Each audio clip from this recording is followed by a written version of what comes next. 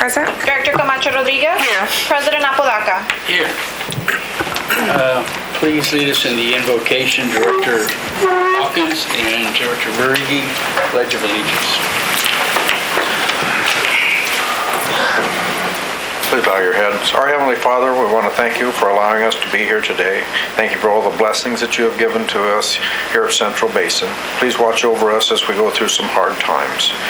And speaking of hard times, we worry about the people in the fire in California, the peril that they are in, and hopefully they can get out of that, and if there's something we can do to help for all the other residents of California. And please watch over them and their families as they go through this tough times. And in Jesus' name we pray. Amen. Amen. Our flag is bright in color, brilliant in courage, and firm in faith. To these let us add our sincere pledge. I pledge allegiance to the flag of the United States of America and to the republic for which it stands, one nation, under God, indivisible, with liberty and justice for all. Thank you. Please be seated.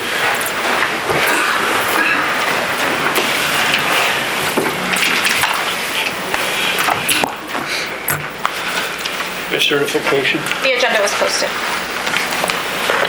public comments and presentations. I don't have any public comment cards. I do have two quick presentations. First, Angel Wynn, please.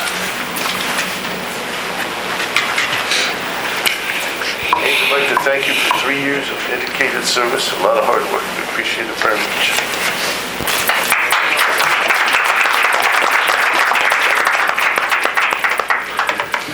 And the second one, something near and dear to all of us, Cecilia Polito. Please come forward.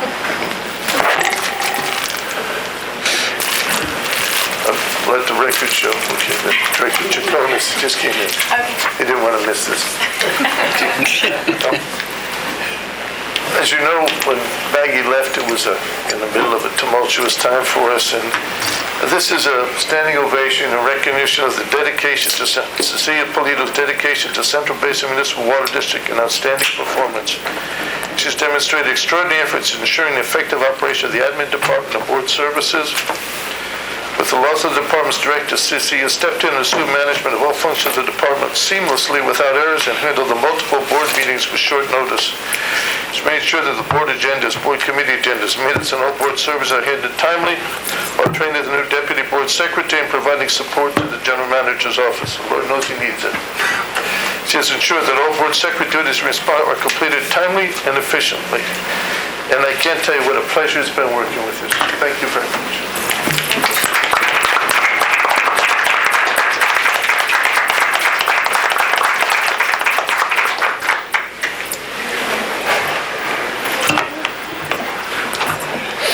Mr. President, Yes. if I might, I'd like to introduce one of San Gabriel's newest vice presidents, Marty Zaverbelis. Marty was chief engineer for San Gabriel Valley Water Company, and then he was the general manager of Cucamonga Valley Water District for many years. He's now come back to San Gabriel, where his home, and he is a vice president with San Gabriel Valley Water Company. Marty Zaverbelis.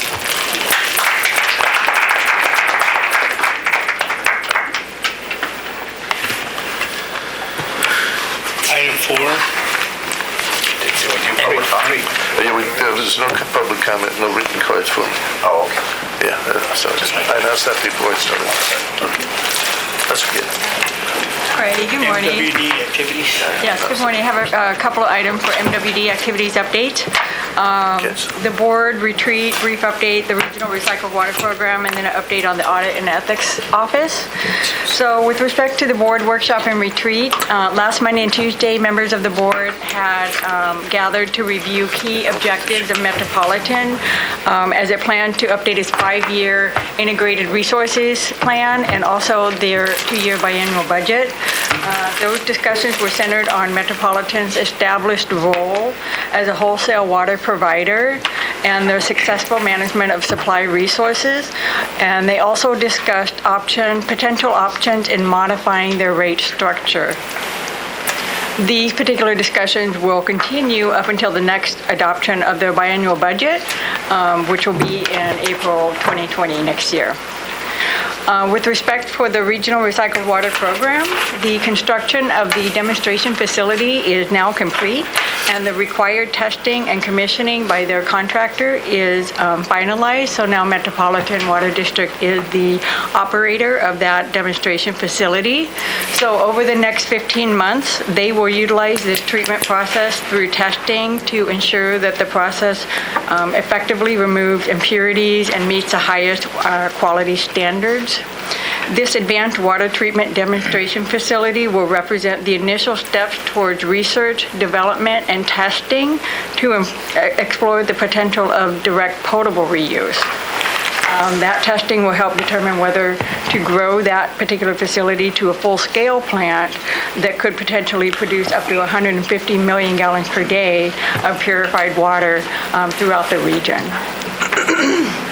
Excuse me. And then lastly, review of policies and procedures of the Ethics Office. Metropolitan has been undergoing an assessment and collaboration with staff by a third party since the past year and a half. And last June, they said amendments were provided to the board for discussion and feedback.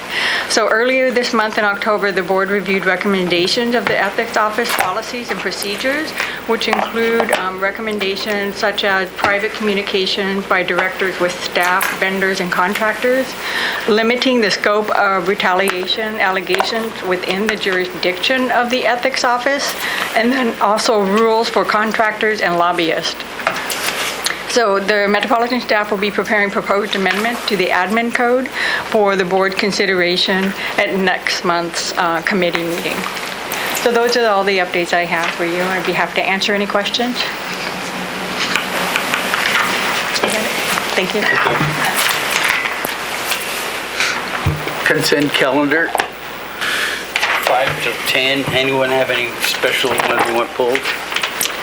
Yes, Mr. Chairman, I would like to pull item 6A, the demands, item 7, the fiscal year 2020 budget performance, item number 9, and also item number 10. Move the balance of the calendar. Second. Director Chacon? Looking for an item here on the NOSM and billing. I'd like to pull that one also. The demand? Yeah. Okay. We have 6A. 6A. 6A, okay. And it's anything related to Nossaman in the demands? Correct. Okay. So the motion, As I was told from previous meeting, their last bill would have been probably just 2 meetings ago. okay. And somehow the city of Whittier paid for some of that, which it makes no sense to me. And now we got another one for $27,000. Okay, the motion on the floor though, just so you know, is to move the balance of the consent calendar? Yes. Okay. Director Heldman, Director Origi? Yes. Director Hawkins? Yes. Director Escudi? Yes. Director Vasquez? Yes? Director Camacho Rodriguez? Yes. President Apodaca? Yes. Motion passes.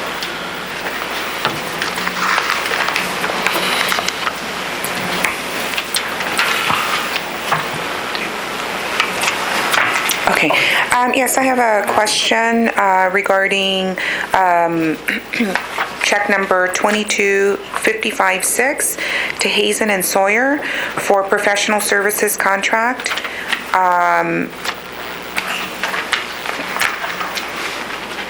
Mr. Finance Director, the $7,270, would you mind expanding on what this bill is for? Yes, so Hazen and Sawyer is a vendor that the board approved to conduct a conditions assessment for the Rio Hondo pump station, and they are in the process of having that draft completed. This is a progress payment related to that. Okay. What's the total amount of the contract that was approved? I believe someone may have the answer. 91,000 currently booked in for. 91,000. Item on this month's agenda to cover the updates for that. And this is the item that was the board workshop where we went out in the field and toured the pump station? Yeah, no, I remember we had approved a contract for them to do other work for Central Basin, and so the $91,000 is what they're going to charge us for doing the conditions assessment and upgrades, or just the... Design report is the bulk, the assessment and the preliminary design report. So conditions assessment and, Preliminary design. okay, prelim design. And that's for the work that's currently being done, or is that for the $5 million proposal that we're going to discuss today? It's associated with the $5 million proposal. Okay, It'll be around there for construction. Okay. And let's be clear, the $5 million is not their work, that's also the construction of the facility and the inspection of the facility during construction. That's the total project cost. okay, then we'll get a little more into that when Yes. we get to that item. But for now, how much what's going to be the cost for the conditions assessment and the preliminary design? It should end up to be close to around the first contract, which is 90,000? Okay. Okay, thank you. The next one, check number 22560, MISAC, annual membership renewal. What is that? I remember having a discussion about annual memberships, and I have been requesting that we pay dues to our chambers since we have a history of having a partnership with our chambers of commerce. And I was informed that we don't have any funding for that, and I see that we have made a payment for this, so I was wondering what this is. Yes, ma'am. This is for MISAC. This is the Information Systems Association of California. That's part of our annual Excellence Award submittal, as well as for ongoing education and quarterly meetings. Is it a budget item? Huh? Is it in the budget? It is a budgeted item, yes, ma'am. Okay, so I'm interested in getting more information about how this process is of choosing what membership dues the agency pays for. That's all handled during the budget process, ma'am. And who makes the decision on? The board votes on the budget when it's done. We put different things in, different proposals. I believe the chambers, that is your particular concern, were cut out about 2 years ago when we were trying to cut costs. And we cut out all the chambers, and now it's done by request. Right. And so I've made various requests in light of the fact that we're being sued by a number of our purveyors around this meter charge. We want to make sure that we have a relationship with our chambers. How can I go about submitting the request for the Chamber of Commerce dues to be paid? At the next Water Resource Committee, which is handled now Water Resource and Public Information, we'll put it on the agenda and we'll take it to the board. The board will have to approve it to pay all of the chambers because it's above my authority. If we pay them all, I'm not sure. Well, maybe not, maybe it's 8, but the board will have to approve it because it's not a budgeted item. Does it have to be addressed in the finance committee? Not necessarily. It's a budgeted item. No. But budgets come from all different portions of the committee. But we can do it in either committee, but I think the public information one is where in the past we've dealt with the chambers. Okay, yeah, and this is also one of the reasons why I've requested a line item budget, so that we can have a very clear understanding of what membership dues are going to be paid, how much funding is going to be spent for renewal of memberships and all that good stuff. I hope that we can move in that direction. Okay, so the next one is check number 22562 to Nossaman, and that's for $23,275.97.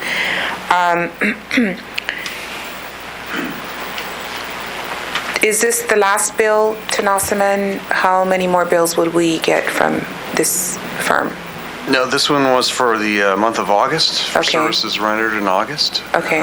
There's at least one more for September, but they Okay. also, I believe the board approved a contract for, There are two other things. After we complete the September billings, then the normal work as district council will be complete.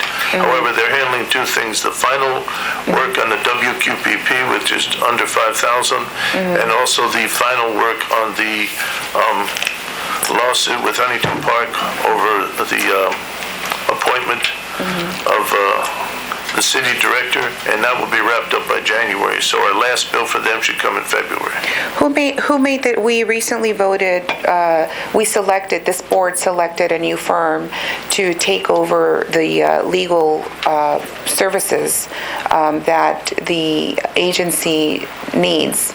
And so who made the decision that Nossaman would continue to provide legal services to those, on those cases, on those matters? I did. Okay.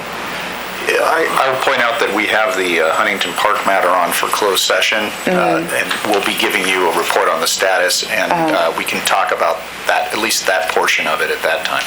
Okay. All right, yeah, because, I mean, it totally defeats the purpose if we're going to continue, the purpose of this board going through an open process, interviewing new attorneys, when we're not making the transition. So I guess we will have to have that further discussion. Especially in light of the fact that we have had some questions about Nossaman's performance as they pertain to this agency. The PUN Group 22575. Yes, this is the progress payment for the fiscal year 2019 financial statement audit. Okay, and what will be the total cost of the audit? It's a little less than $30,000. I believe it's 28 and something. And this is our annual audit, okay. So I do have one final question with respect to the warrant run. I know that I've asked this question previously, but I want to make sure that I am crystal clear on this. How does this warrant run work? What's the purpose of it? So it's a best practice. It's an internal control that a lot of financial auditing firms like the Poon Group, our financial statement auditor, recommends that the board sees specific payments made to vendors. So this is a best practice that water districts, municipalities, cities, counties will publish their warrant register for board review. Okay. Now, are these, so it's simply for review, not approval? Correct. Okay. So, the warrant run that you present to us are for checks that have already been paid out? Correct. Okay.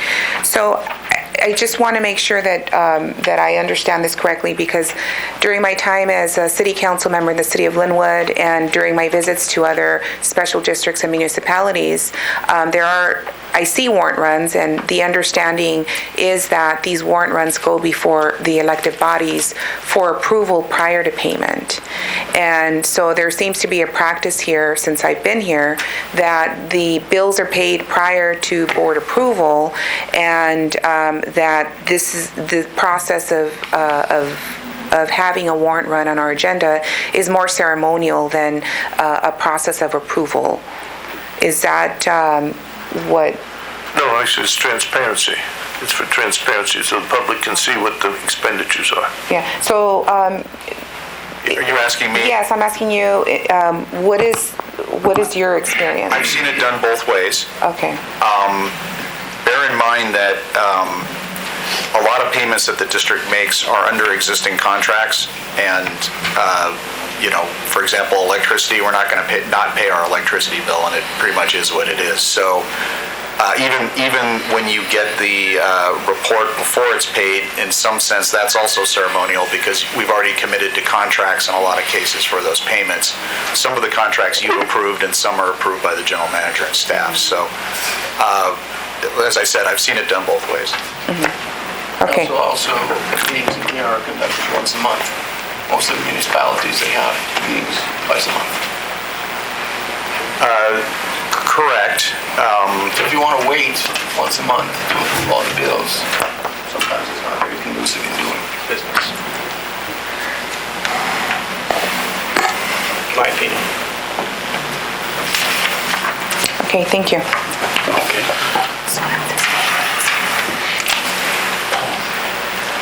Okay, thank you. So I'll go ahead and move the, well, actually, I'll defer to someone else. Okay, that was my last question. Thank you.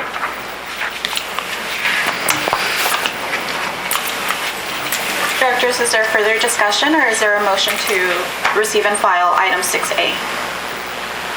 Well, I guess I was made aware that it's already been paid, but I just like to show the record that I would not support it. I'm not supporting it. I think people should be abstaining on this bill, on this matter, and they keep voting on it. But yeah, I want to go down the record that I did not support this.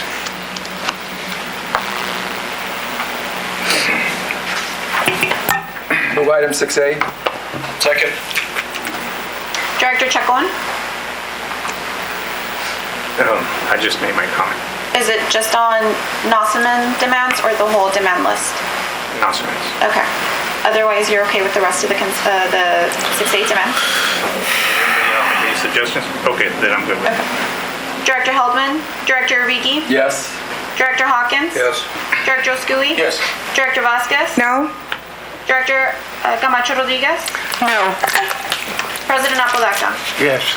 Okay, if you don't mind, I'd like to take back my vote and also vote no.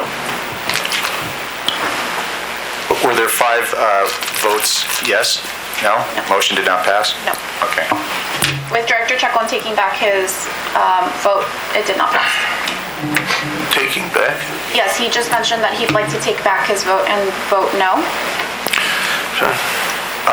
So it's a correction of the vote? Correct. So, okay. Is there portion of the demands that could be approved today? Well, they've already been paid, right?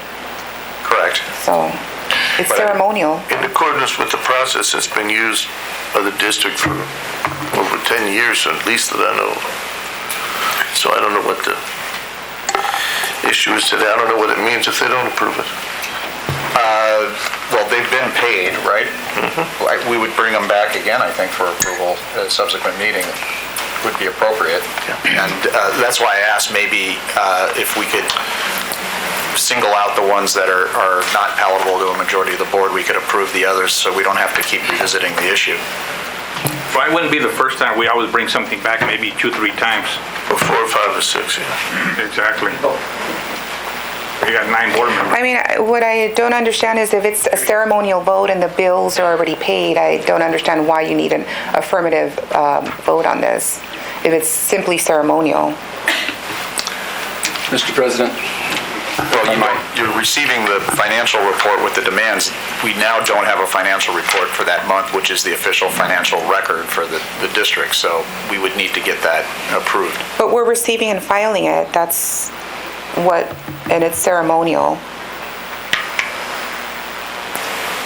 Well, if we want to have a financial report for, what is this for, September? Yes. Then you would need to receive and file that. If you've got issues with how some of the money is spent, I would recommend that we take that up separately. But this is your report on how it was spent. Mr. President, may I make a suggestion that we not approve those items that were pulled by Director Vasquez and Director Chacon and move the balance of the items so that this district doesn't have a bad rapport of not paying its bills on a timely basis? I'll second that. Yeah, and just again for the record, have these bills been paid, Mr. Hamilton? Yes, they have. Okay, so there is no record of not paying bills. There is on camera. Have these bills been paid, Mr. Hamilton? They've been mailed out? Yes. Thank you. The perception is there that the board does not approve its bills. Even though they have been paid, the perception is there that the directors do not wish to pay the bills. It did not pass. It's one vote short of being passed. So it gives a perception that the directors are not conducting business in the manner that they were elected to do and have fiduciary competence in that matter. It's just an opinion. Yeah, the board is actually doing its fiduciary duty and making sure that the questions are being asked by members of this board that Duly noted. feel that questions about bills need to be asked. There have been a number of concerns around Nossaman's conduct and how they have previously represented this agency with respect to the meter charge in particular. That's one example. Not all directors take that opinion, Madam. And so there are a lot of questions about his bill, which is one of the reasons why we have individuals that have requested. My statement was that we To have this pool those discussion. items that you have umbrage with and move the balance of the demands. We were just informed by our attorneys that the bills have already been paid and that this process is simply ceremonial. So I don't understand why this is, Mr. Board President, can I make a So much, recommendation, maybe to move this forward? My suggestion is, I'm hearing that there are members of the board that wish to express their dissatisfaction with some of these items in some way, and that they see that this vote or not voting for this is a way of doing that. Perhaps we could express that dissatisfaction in another way, which would be to add to the report some kind of notation that says, on the items that are disfavored, saying that, I guess it would be 4 board members disfavored this bill or object to it or something to that effect, so that objection is clearly noted in the record, but then adopt it with that objection in it. so what I'll do is I'll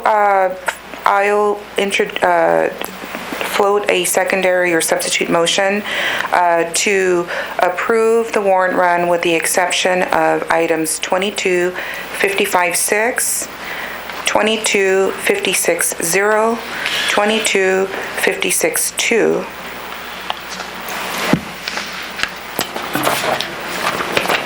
And those were the items that I I'll questioned. second that motion. Mr. President, if I may, Counselor, also, if we are going to make a notation, please add a notation that the general manager is authorized to make payments below $25,000. The bill for Nossaman is $23,000 and some change, so the authority had already been given to the general manager to process these payments. Yeah, as a matter of record, his authority is $20,000, not $25,000. Actually, with regard to the legal bills, the board adopted that the legal bills below $25,000 would be paid. That's a board adopted. Call for the question. Director, so I currently have a substitute motion by Director Vasquez to approve the demand list with the exception of demand number 22556, 22560, 22562. And are we including the notation as legal suggested? I'll second that. It was already seconded by Director Chacon. Just clarifying if we're adding legal's notation suggestion as part of the motion. No, No? that's not the motion I made. Yeah, no, I was just asking for clarification. Okay. Mr. President, we're ready for roll call. Mr. President? Roll call. Director Chacon? Yes. Director Heldman? Director Urigi? Yes. Director Hawkins? Yes. Director Oscui? Yes. Director Vasquez? Yes? Director Camacho Rodriguez? Yes. President Apodaca? Yes. Motion passes. Mr. Chairman, we have Mr. Michael Rabbits here in the audience. We can, he represents the customers of the Sativa Water District, and I want to request that that item be moved as the next item for discussion so that he can be here to hear the presentation. So that sounds like a motion to reorder the agenda? Yes. Okay. I'll go ahead and make the motion to reorder the agenda to have item number 20 discussed. Thank you. And would this be discussed after discussion of the consent items? After, right now. Right now? Okay. Director Chacon? Yes. Director Heldman? Director Urigi? Yes. Director Hawkins? Yes. Director Oscui? Yeah. Director Vasquez? Yes? Director Camacho Rodriguez? Yes. President Apodaca? Yes. Motion passes.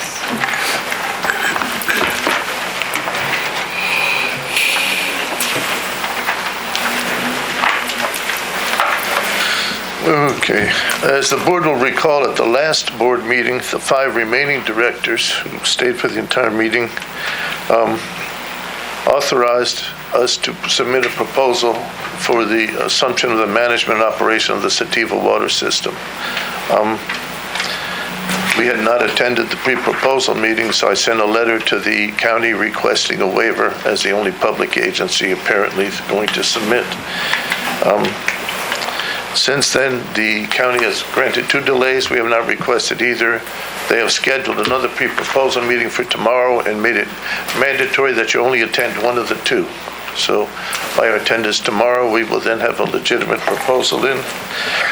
Our proposal is going to include governance by the entire board of directors of an improvement district of the district, for Sativa being an improvement district of Central Basin MWD for service. Management, the HR, finance, etc., public information will all be done by district staff. The general manager for the system would be Kevin Wadier, an experienced, he's a retired annuitant, see hours for it. The project manager for construction would be Norris Brandt. These are both retired annuitants on our staff, so all of that is being done within the staff.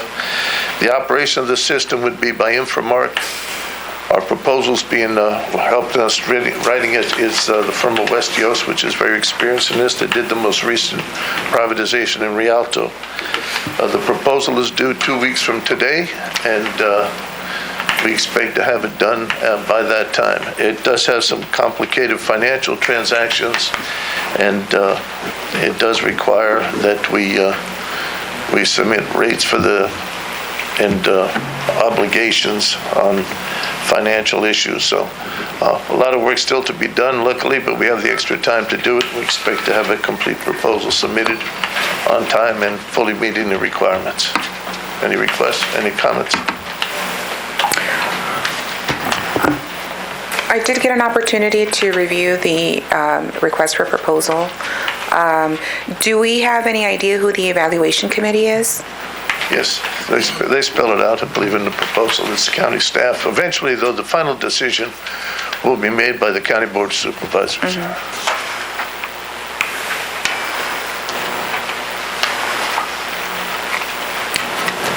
Any other questions? Thank you. That was it. Yeah. Gentlemen, can I come up and speak? Yeah, Mr. Roberts, did you have any questions? No, I don't think I really have any questions. I wasn't expecting to say anything. Would you like to say Okay. No, it's okay. It's okay. Thank you. I know that some residents had some questions about Central Basin applying, and so I reached out and informed them that we were applying, and so we thought we'd invite you all so that you could hear the presentation. Well, I might just say one. Sure.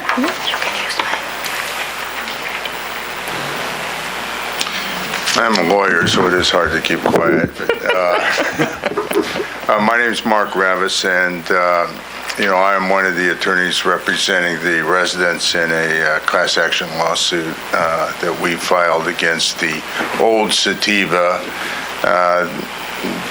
Although they're out of business, they do have insurance, which we hope will take care of the liabilities for rising from the lawsuit. The main concern of the residents is really what's going to happen, and they're particularly concerned with their rates.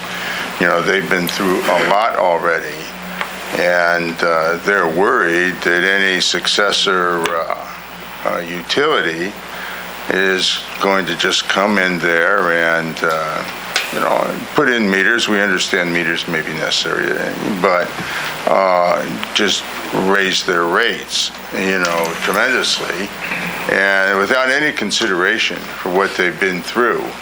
And, they've been through a long period where they were paying significant money each month for their water. The water was not drinkable, it was dirty, it was smelly.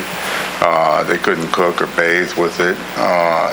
So they had to go out and buy bottled water. Now we have some residents spending, $150 a month depending on the size of their household, on bottled water. So they're paying their water bill, buying bottled water, and they want to have a successor entity that's going to take that into consideration and be nice to them, financially. So I don't know what your proposal is going to look like, but to the extent it can take that into consideration, I know the residents would appreciate that, and we're going to be advocating to the county and the political leaders that will be making the decision that they consider that, when they pick a successor. Any questions? Yeah. Mr. Rebate, I do want to make a comment. Central Basin, I understand is going to be, Central Basin Municipal Water District is the only public entity that I've been informed that will be applying for this.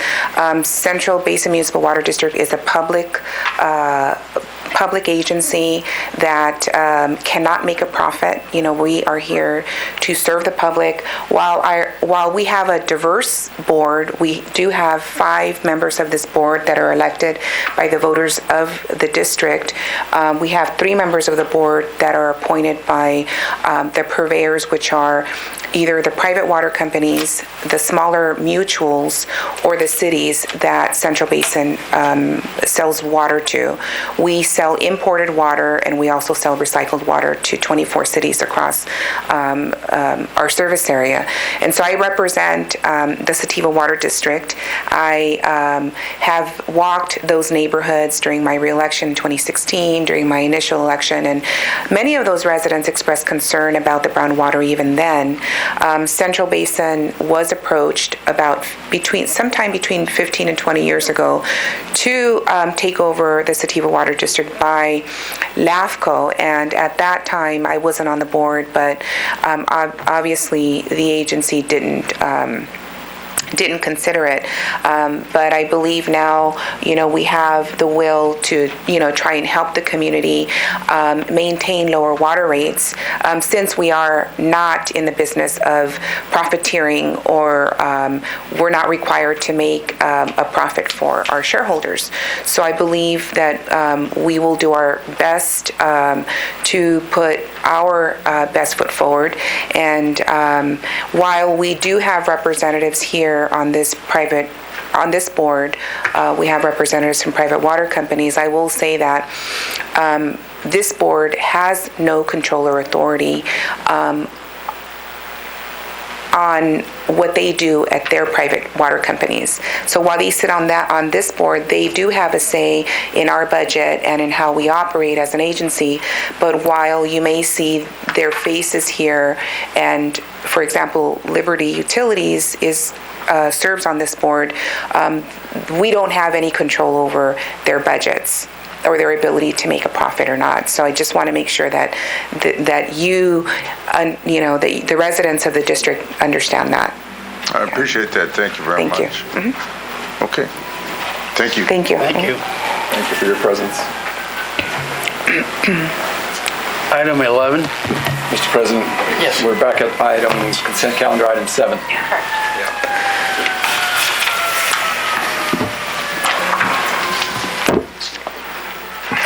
Item 7. So I'm back, and this item is related to the fiscal year 2020 year-to-date budget performance report for the first 2 months of the fiscal year. It's as of August. As we've mentioned throughout my time here at the district, the first couple months are obviously a lot better in the fiscal year because July water sales and August will be higher than the average. So if you were to expect that average benchmark, it would be approximately 17%. If you look at page 31, I'm sorry, it's page 2 of the memo. It would be page 77. In your board report, you can see the table, and what I did at the committee is to talk that second to last column, percentage of budget. As you can see, the admin surcharge was 27%. That's obviously above the 17% benchmark, but because of the higher volumes in water sales in the summer months, we compared that to some prior year, and we saw maybe 20% was what that benchmark was, so we're a little over there. On the recycled water sales, if you skip down a couple lines, you can see that one's at 22%. Again, that's better than the average 17% that we would expect. However, we looked in the prior years and that benchmark was at 25, so we're a little lower there. If you go down to the total net revenue of 20%, that's right in line with what we had looked at in the prior month's benchmark, or prior year's benchmark rather. And if you look at the total net expense, we're at 16%. What we achieved in the prior years was around that 17%, similar to the average benchmark. So our net operating margin was we're just a little bit ahead of what we expected. And that pretty much concludes my report. I can answer any further questions that the board has. I didn't see the fixed meter charge here, the fixed charge. When will that be due? So that is being billed in the periods October through June, so it's over a nine-month period. And when you'll see next month's report that's through September, that would not include that. Then the following month, when the board reviews the financial results for the first 4 months through October, you'll see the 1/9 of that amount being accrued in that period. Okay, so you say it'll occur over the next several months. How do you do that? You send a bill to a portion of the purveyors, or how does it work? So staff just sent an invoice to all purveyors for the fixed meter charge here in October. And this is the first month's invoice, and their annual amount was divided by the 9-month period that we're billing it over. So they received 1/9 of their total annual billing, and that was done earlier this month. Okay. Has anyone paid the bill? It's a little early to receive some of those payments. It just went out in the last couple weeks, but we have had a few inquiries about it, and we've explained that to different agencies that have asked. Okay, thank you. So I'll go ahead and make a motion to, receive and file this item. I'll second that. Director Chucklin? Yes. Director Heldman? Director Rebate? Yes. Director Hawkins? Yes. Director O'Sully? Yes. Director Vasquez? Yes? Director Camacho Rodriguez? Yes. President Apodaca? Yes. Motion passes.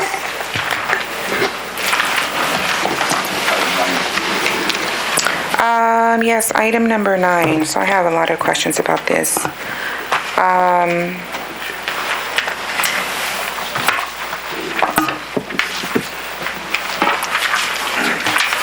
All right, so on page 84,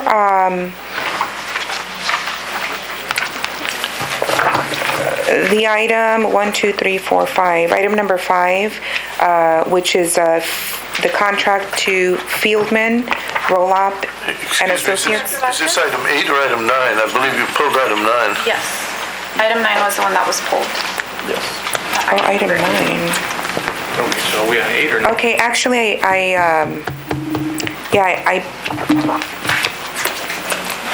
You misquoted which item? I requested items number 7, items number 8, and items number 9.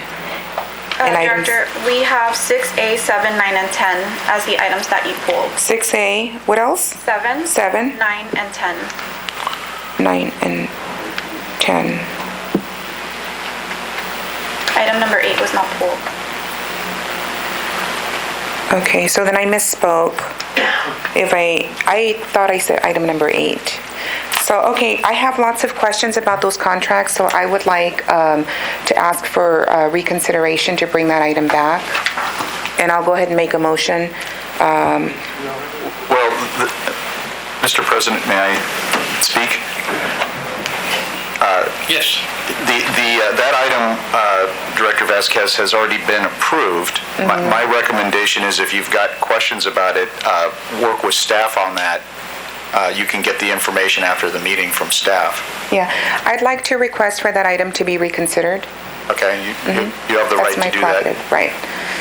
I'll second that. Thank you. Director Chuckwan? Yes. Director Helton? Director Rebate? No. Director Hawkins? Yes. Director Scooey? Director Vasquez? Yes? Director Camacho Rodriguez? Yes. President Apodaca? Yes. Motion passes. Item 9. Item number 8.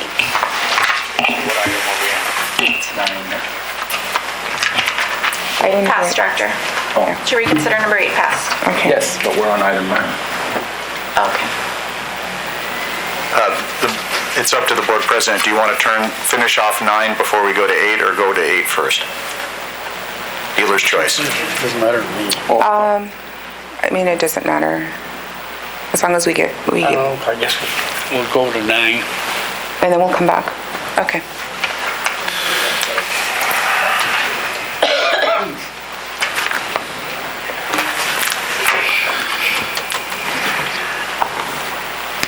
Alrighty.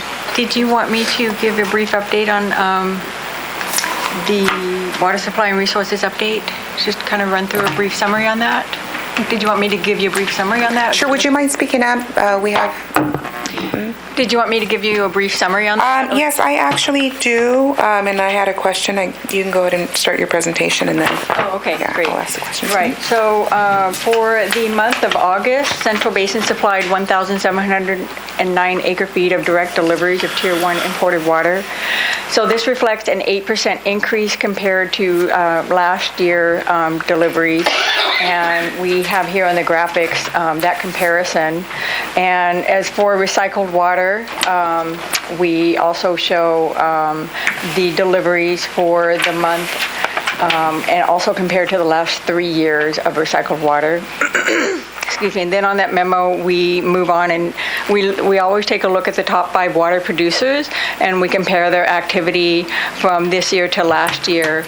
And there's a graphic included on that memo as well. It's a little sporadic. Cal Water, basically, for example, they're about the same, using the same as what they did last year. Liberty Utilities, you see a decrease of their water usage by 61%. City of Santa Fe Springs is a decrease compared to last year by 16%. Golden State Water Company, they have a significant increase of 132% compared to the water use from last year. And then the City of Vernon is 191%. They're using a lot more imported water this year. And then attached as Exhibit A and B are the demands for each agency for both imported water and recycled water. Thank you. Looking at the graph on page 95, figure 3, what are some of the things that determine these large fluctuations of water usage on the part of, these private water companies and the City of Vernon? Yeah, so it just, a lot of it has to do with their groundwater use. These agencies have the capability to use groundwater, and they've been doing a lot of, my understanding has been doing a lot of upgrades on their wells, and they were planning to get off of the dependence of imported water for quite some time. And so now it seems like, it just depends on their daily operations. City of Vernon, for the past couple of years, by example, they've been using a lot more groundwater, and it seems that there may be an issue with some of their groundwater wells as far as them needing to go back onto imported water supplies. Yeah, when you say there seems to be some issues around their groundwater use, what does that mean? I don't know what specifically those operational issues are. Just has to do with water quality primarily. Yeah.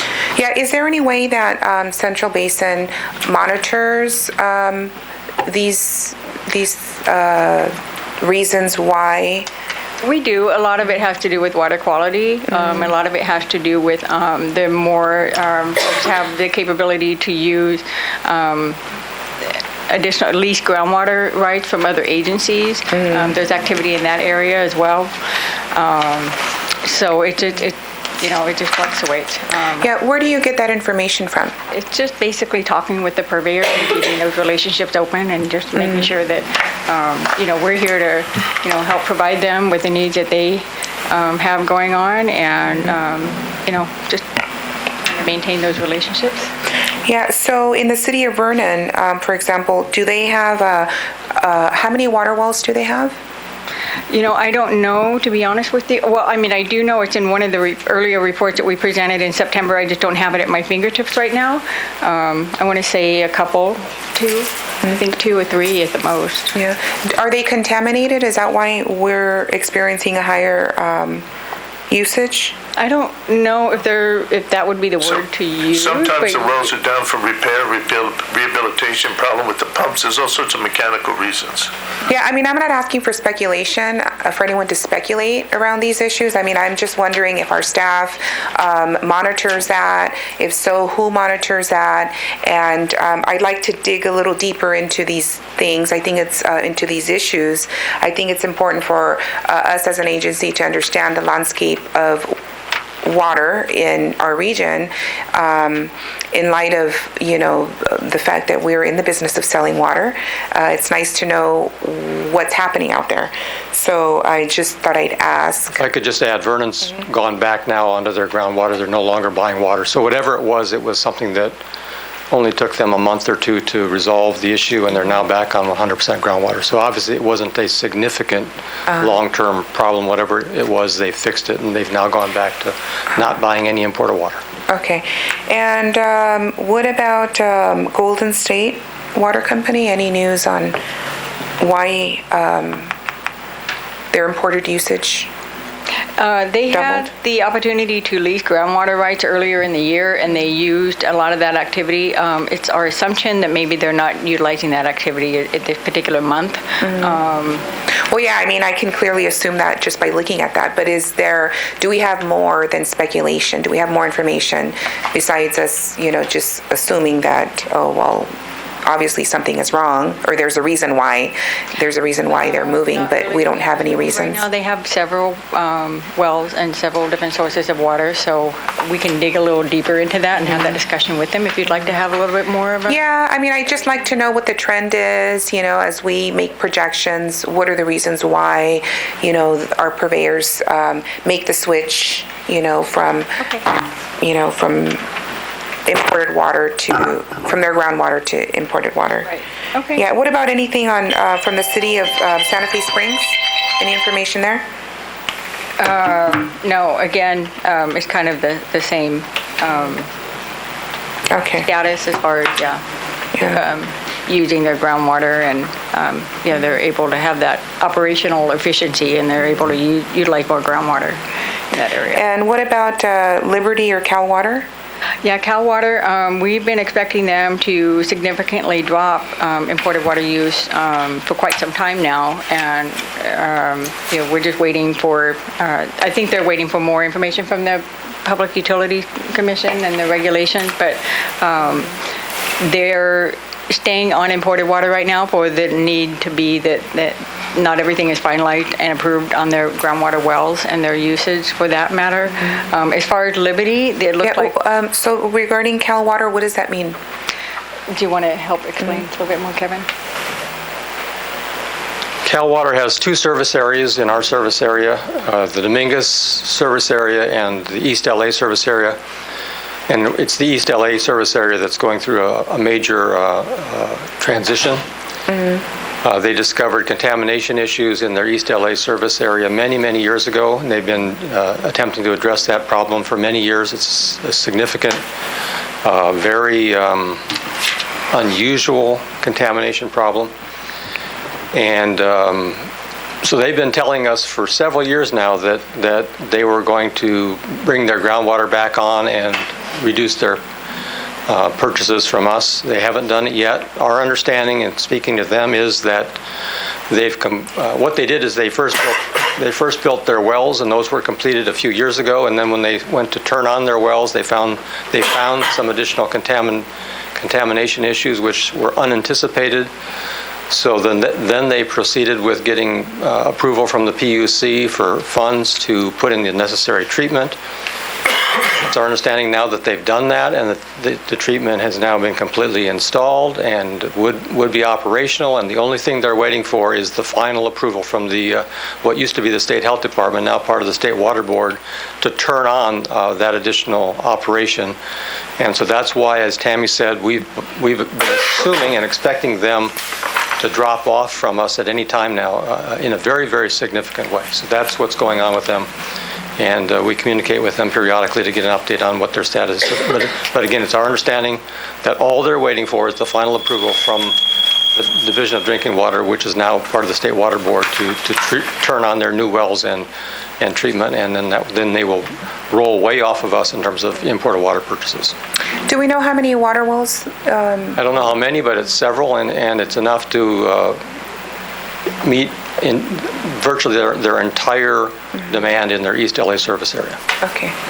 Thank you very much. I really appreciate the details. I think this information is very vital for the board in terms of how we conduct our planning, for this agency. So I appreciate that information. I will certainly be looking forward to digging a little deeper. I was interested in asking Mr. Heldman regarding Liberty.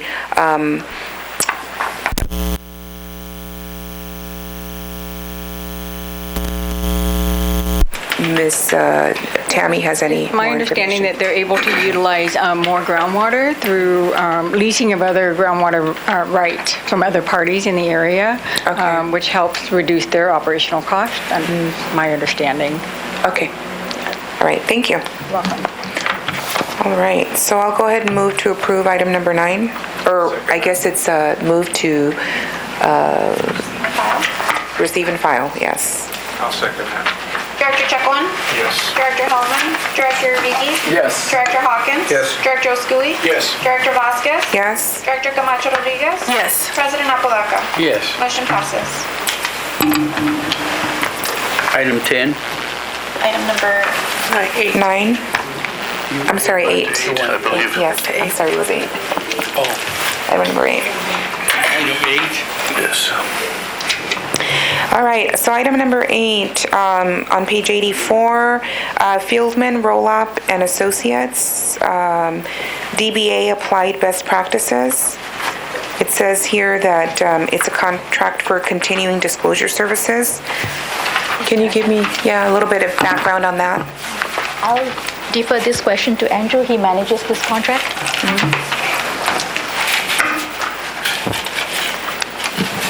So the district is required to provide annual disclosures through an agency called EMMA, and as to all of our bond financings, and that's just part of the bond agreement in the indenture.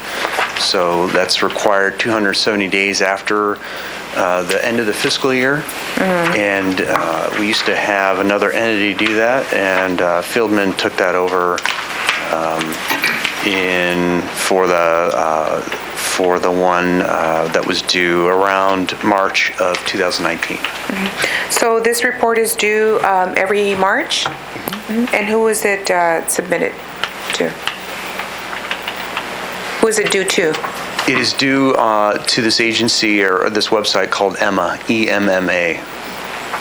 What does it stand for, Andrew? It's the municipal, I don't have it off the top of my head, but I could get that to you. Yeah, what's the purpose? Disclosing what? It's similar to how agencies that are for-profit, that are publicly traded, have to file reports with the Securities and Exchange Commission, like a 10K or a 10Q. This would be similar disclosures. Andrew, this has to do with our bond issues. Right. So bond issue Saying disclosure. similar to the reporting requirements that for-profit agencies have, this is a requirement that we have as a government entity to provide our annual financial statements are included in those disclosures. So I can go to www.emma.com and get that information on Central Basin? I don't believe that is exactly the website address, but... You can download the app.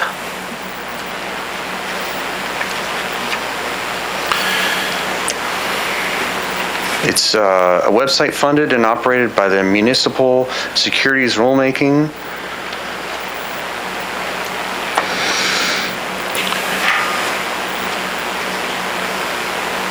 And the SEC has designated the EMMA website as the official repository for municipal securities disclosures. That was done in 2009. Okay, and so we have to do this every year because of the bonds that we have? Correct. What do we have to disclose? It's an annual disclosure. What kind of information? It's mostly our financial information, so our okay. CAFR's in there. Okay. So it's usually financial results. There's some tables of financial results that are required. Okay. Changes to our bond rating can be, are required to be disclosed. Okay, and that's for the purpose of the financial folks that are paying for the bonds? Yeah, it's the Securities and Exchange Commission requires that. Okay. And so it's just like for-profit companies doing their quarterly or annual financial disclosures. Okay. All right. So page 85. Geez, I have lots of questions. So this is basically the quarterly report that is submitted by the general manager regarding contracts. Yes, Director. Regarding contracts that the district gets engaged on a quarterly basis. So the contracts that are highlighted in blue are the new contracts and the new amendment that the district got engaged in the last quarter ending September 30th. So I can walk, do you want me to walk you through? Sure. So we already discussed Exhibit A. We can go to Exhibit B. And on page 86. So we had 2 new contracts and 1 contract amendment to report under formal solicitation. The first contract is an amendment to contract 2017-39 with Civic Life. And this contract is to manage the district's website. This amendment was approved by the board on August 26 for $13,200 and extended for a term of 3 years. The second contract is contract 2020-4 with Info Public Sector. This contract was to manage our asset management system software. This was also approved by the board on August 26, Director. And the last contract is contract 2020-6 and 2020-7 with GM Properties. And as we all know, this contract is for the sale and purchase of the district building. And this contract was also approved by the board on August 26th. Okay, so for the sake of understanding process, it says here that these are new contracts or that these are amended contracts. So the items for GM Properties, Inc., the 2 items which state here that these are changes to the current contract, right? No, the GM Properties are new contract, Director. If there's a change to an existing contract, you will see under amendment number of amendments, just like for Civic Life, under 2017-39, you see number 1 there. Okay. So that's an amendment. Okay, so by voting yes on this, we would be approving the contract amendment? Yes. Yeah. Okay, will the contract amendment, will the amended contract come before the board? Excuse me, all of these contracts have already come before the board by the time they make this list. Right, the original contract, right? Yeah, and the amendments. The amendment also came to the board. Also. So the amended contract came on August 26th? Yes, Director. That's what you said. And so the amended contract on the GM Properties, Inc., The GM Properties had no amendment, Director. There's zero amendment under GM Properties. Oh, okay, so there's no, so when this board voted to approve the sale of the building, then they voted on these issues? They voted on GM Properties contract, and it's divided into two contracts. So one is the purchase of the building, and one is the sale of the property. Okay. Now, is this standard, the 5% purchase price commission and the 5% sale price commission? Director Hawkins could probably best answer that. Yeah. Yeah, this is just pretty much standard stuff. That's why we just went ahead and approved it. Okay. All right. All right. And then the other thing you might want, is we made sure no money was advanced. So they don't get anything until there is a sale or if there is a sale. So they're strictly commission and that's it. Okay. All right. And then item on page 87. Yes, Director, that's exhibits. Lily Strand Leadership Consulting? What is that? There was no changes made to this contract in the last quarter, but that contract is for leadership and development training. And I'll refer it to Dina. She manages that contract. Oh, okay. For more details. It's on the contract line. Okay, so it's this one. Yes. Good morning, directors. Lillistrand Leadership Consulting provides consultant management, executive management for our senior managers. And this is a contract that the district started before the beginning of this fiscal year, so it's not a new contract. And it basically provides leadership training to our senior managers.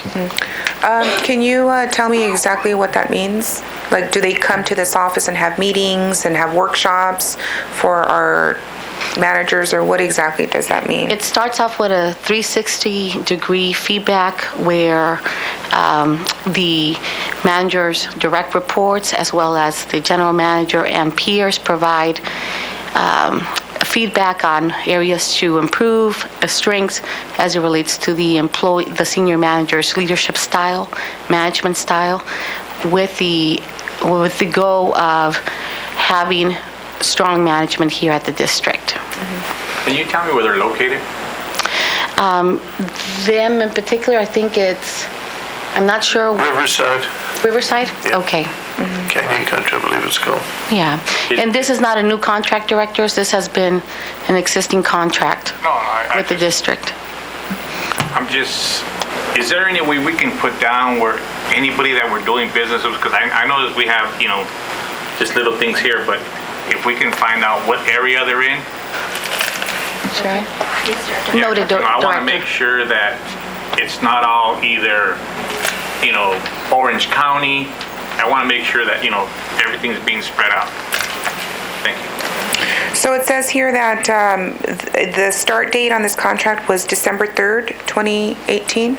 Yes. Is that what that is? Yeah, that's correct, Director. And it ends on December the 31st of 2019? Yes, that's the contract date, but the contract the services have been already rendered, and the contract there's no more work to be done under that contract. Yeah, how long have they been providing the service for Central Basin? For this contract, since December of 2018. Oh, okay. So this is the first time that that Central Basin has entered into an agreement with them? They worked here before, Director. Started, I think, 2016. Oh, since 2016, okay. All right. All right, now, regarding there are a number of contracts here. On page 88 in gray. It says here that these contracts don't require any money, but these are the contracts, like, for example, What page are you on? Page 88. Okay. Yeah. For example, the contract with the City of Downey. Well, actually, I'll choose another one. The contract with the City of Linwood. It says here that there's a contract for regulatory and administrative compliance measure for recycled water, Title 22. What does that mean? It's regarding the Title 22 program, and we had that when we were dealing with Title 22, and it's engineering, but the clauses in the contract is director, it's an open-end contract. So if we need to close it, we need to terminate the contract. So that's why all those cities, when we were doing the Title 22 program back then, we entered into an MOU with all these cities. Yeah, what is Title 22? I guess Jackie can help. It has to deal with recycled water treatment. And it just sets the regulations for that, what it can be used for. It's essentially a water code for recycled water. Okay. And I believe the agreement Sharon is referencing is administrative in nature. So if it kind of sets out the requirements for each party.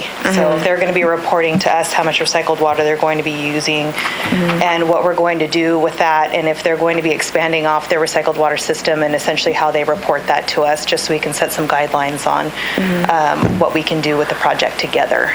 But as far as I'm aware, it's been a while since I've looked at this. It's an old agreement, as Sharon has said, and it was established way in the beginning. Way in the beginning of what? When the recycled water system was first being developed. Oh, okay. Right. So these were the agreements that were put in place with the various cities? Right, when the infrastructure was just starting to be formed. Oh, okay. Yeah, okay. Well, I would be really interested in looking at these, at least just to get an idea of what this means. If I can get a copy of the one with the city of Linwood and also with the city of Southgate, so that I can gain a greater understanding of what the purpose of these are. I would like those copies too, and if Downey's in that area, I'd like that copy as well. Okay, Director, noted. We'll get you the copy. Okay, and then it says here, for the Long Beach Water Department, the contract is between the district, City of Long Beach, City of Compton, Upper San Gabriel Valley, MWD for Long Beach Judgment. This contract is active forever. I'd like to get a copy of that so I can understand that judgment a little more. We'll get that to you, Director. Yeah, the City of the Long Beach Water Department, I guess contract number 2003-1. This is a contract with the City of Long Beach for using meters CENB-44 Connect. Yes. Can someone tell me a little bit more about that contract? Yes, Director. This is an old contract that was established in 2003. This is regarding our MAT connection, and the connection number is CENB 44 connection. Yes. Sure. He's the expert.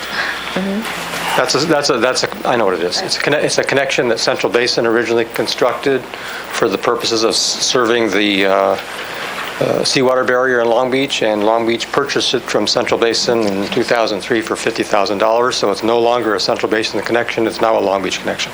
Oh, I see. Okay. And let me see.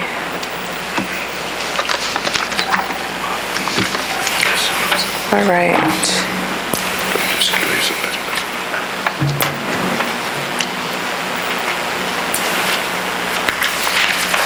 Okay, and on page 89, contract number 2018-08, LA Unified School District. This is the Tweedy Boulevard Recycled Water Pipeline Extension. Yes, sir. This is the pipeline for the Legacy High School? Yeah. Are there any other sites that are connected to this? I believe that there are multiple play fields that are associated with Cudahy High School. So Cudahy High School is connected, but there's going to be further expansion once they're done with the development in the city of Southgate, as far as I understand. And this was the agreement that had them paying for the construction for us on our behalf. Okay, We're just accepting ownership. Okay, great. Let me see what else. Contract number 2016-31, Liberty Utilities Non-Disclosure Agreement. Can you tell me a little bit more about what that is? That is a non-disclosure agreement we signed in 2016. Kevin, I have no idea. pretty much it was, I don't recall everything, but it was like term and conditions set between Central Basin and Liberty, and that time we had a operations contract, our operations and maintenance contracts was with Liberty. And that was the time that I recall, where they changed their name from Parkwater to Liberty. Okay. So we ended up signing some disclosures there. Okay. Yeah, would you mind sending me a copy of that as well? Sure.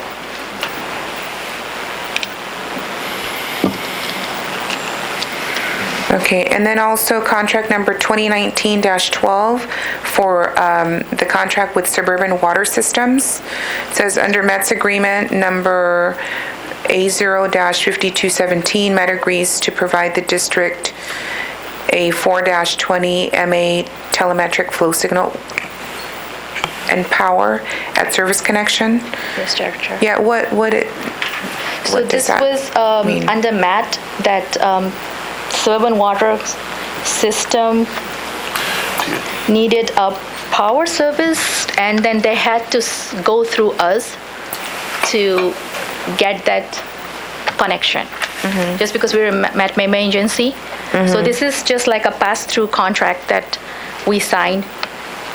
Okay, excellent. Yeah, would you give me a copy of that one also? Because I hear the word pass-through contracts often, and I want to understand what that means. Okay. So if I can get a copy of that one. Excuse me, isn't that just for the signal?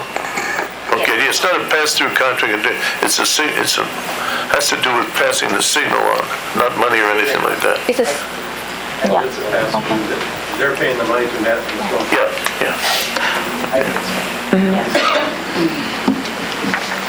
Because Central Basin is the MET member agency, anytime one of our member agencies or one of our purveyors want to use one of the MET sites to capture data from SCADA or from the meter, they need to go through a contract through us. MET will not engage in contracts with our purveyors directly. Right. So those types of contracts are related to the connection points, anything with Edison, anything with power, anything basically to get a connection where they can gain information on the MET portion of the system. Oh, I see. The meter. How often are these contracts renewed? Are some of these just infinite? It's based on the request, Director. So this came out as a request. This is this contract was entered like August of last year. So it's as and when if they require it. Okay. It's not all the time we do this. Okay, thank you. Regarding contract 2019-08 for Liberty Utilities Conservation Rebate Program. That's which page you are in, Director? Page 89. Okay. So it says contract term 07/01/18 to 06/30/2019.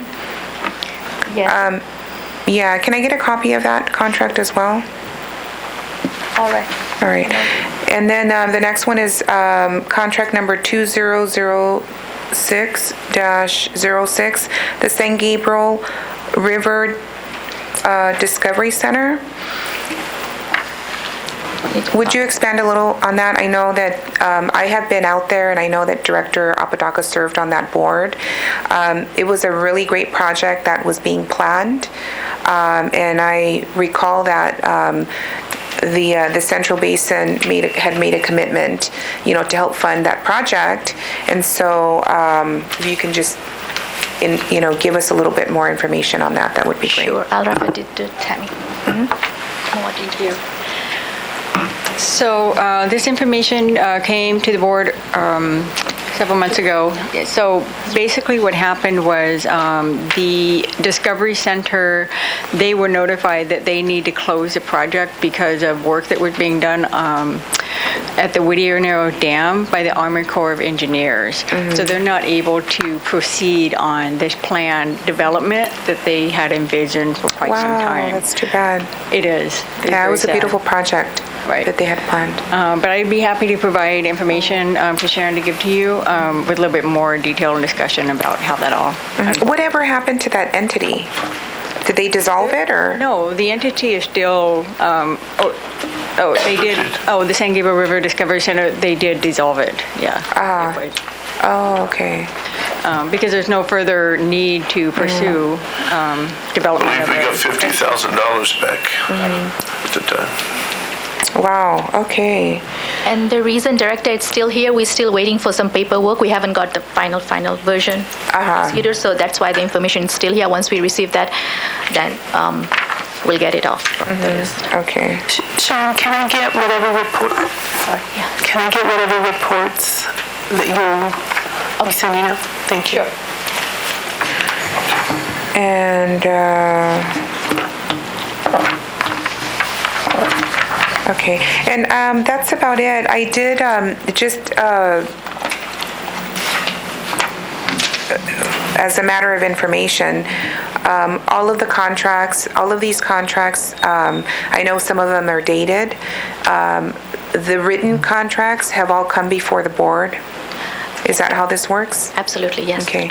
And any amendments come before the board as well? Yes, Director. If it's under the board authority, it comes to the board. Okay. What doesn't require board authority? That's GM's authority. So for now, it's $20,000. So anything that it's under GM's authority, it gets executed and then it gets reported here.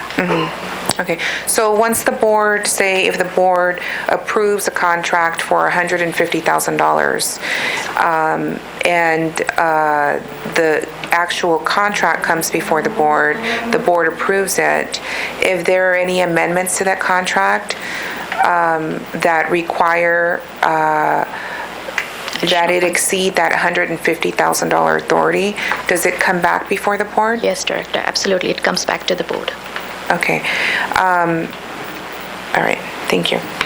Would you like for me to walk you through the rest of the item, or that's? No, I think those were the only questions, unless someone else had questions. Those are the only questions I had. Okay. Yeah. Thank you. Thank you. Are there any other questions? So motion on item 8? Thank you. Thank you. Motion? Anybody else gonna make a motion?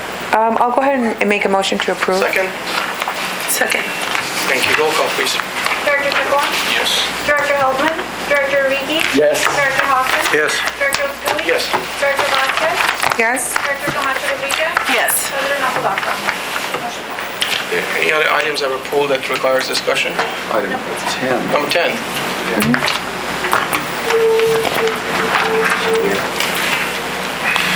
Questions on item number 10? Sure. I have let me see. Wanted to talk, actually, if Tammy can just give us a little bit of background on the stormwater capture pilot program. All right, sure. Yeah, so Metropolitan, their board approved to fund $5 million to launch a new stormwater capture. This is a pilot project, and they want to gain a better understanding of how this could be a new potential water supply that could be integrated or become part of their integrated resources planning. So they're launching this out.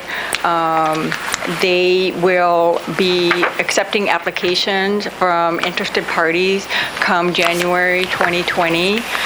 There's two different programs. There's one that they have a capture yield of, if I remember right, 43 acre-feet of water, and then there's a larger regional yield that they want to capture or use a study on, and those applications will be accepted come March of 2020. So we have provided this information to our retail agencies. We're trying to let them know that this is a really nice, bold move that Metropolitan is doing in this area of water resource management, and yeah, so we're hoping to get some applications, I guess, from our area to Metropolitan. Excellent. Yeah, I was reading this and I thought, wow, this is such a great opportunity, especially for our cities, because our cities have this requirement to do stormwater capture that they've had for many years. I remember when I was a council member that became a mandate for the cities, and many of them have really dragged their feet around starting these projects because of funding. So recently there was, voter-approved measure that would allocate funding for that. I know that BizFed has a water committee that meets once a month, which is why it's important for Central Basin also to be a member of BizFed, and discusses the programs that are the potential pilot programs and active shovel-ready programs across our region. So I think this is exciting news. I would really like to see our staff members work with our purveyor community to identify at least one project in our service area so that we can apply. I think this is very important.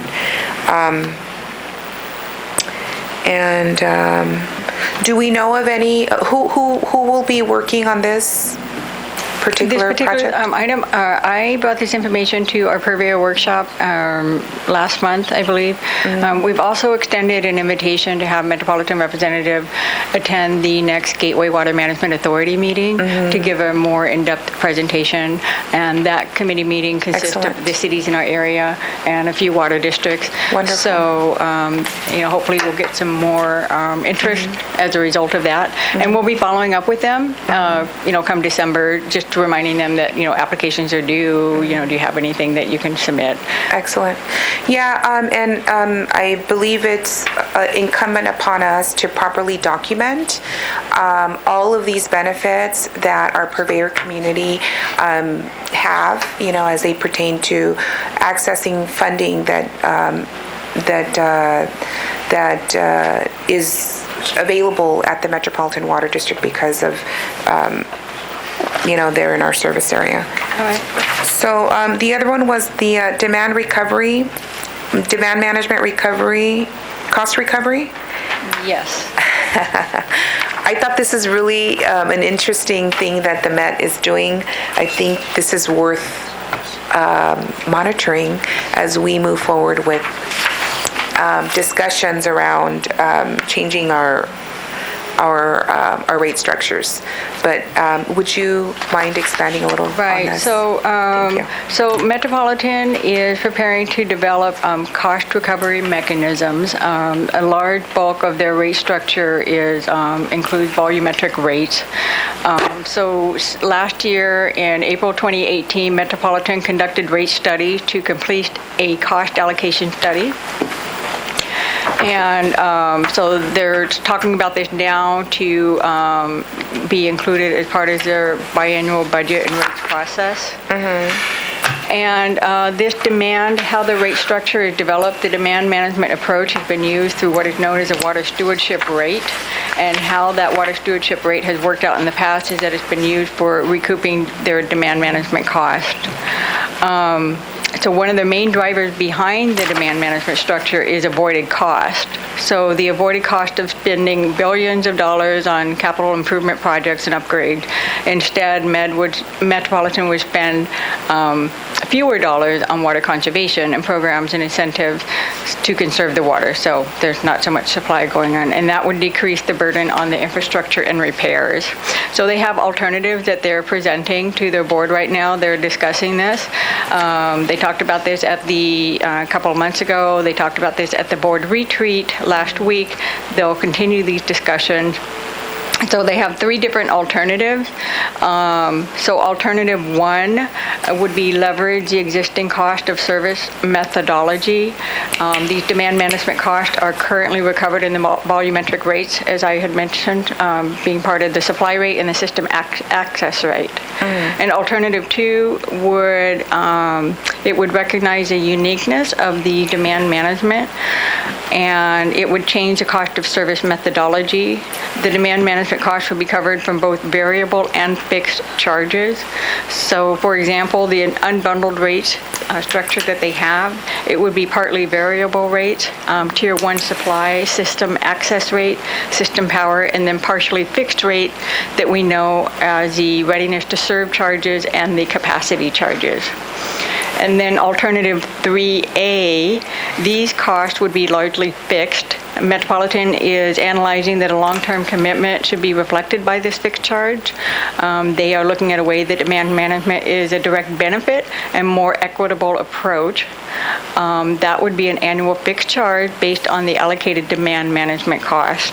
They would allocate the supply and transportation portion to member agencies based on some measure of sales and transactions. So it's just to be determined. Okay. Alternative 3B would be determined by a selected metric to recognize the benefits that all member agencies receive by expenditures associated with demand management cost.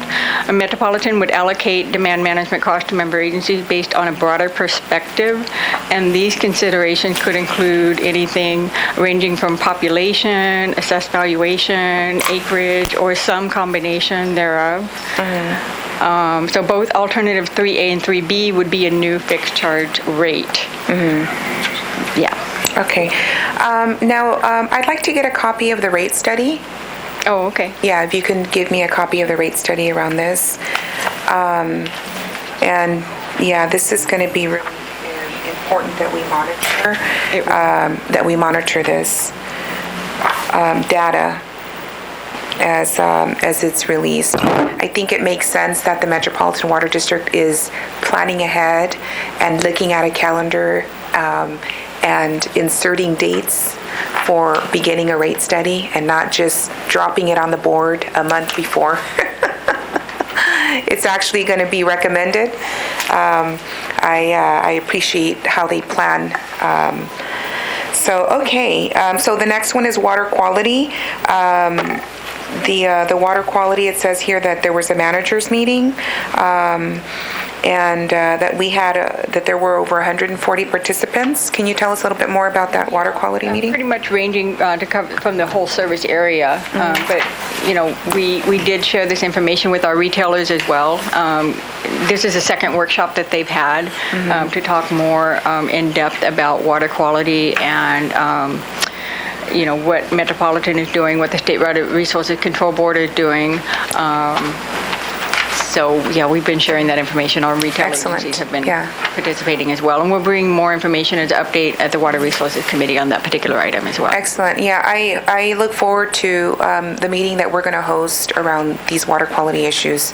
I believe I think we said March of next year, maybe. I think, what month did we say? March? February, March? We talked about having a water quality meeting.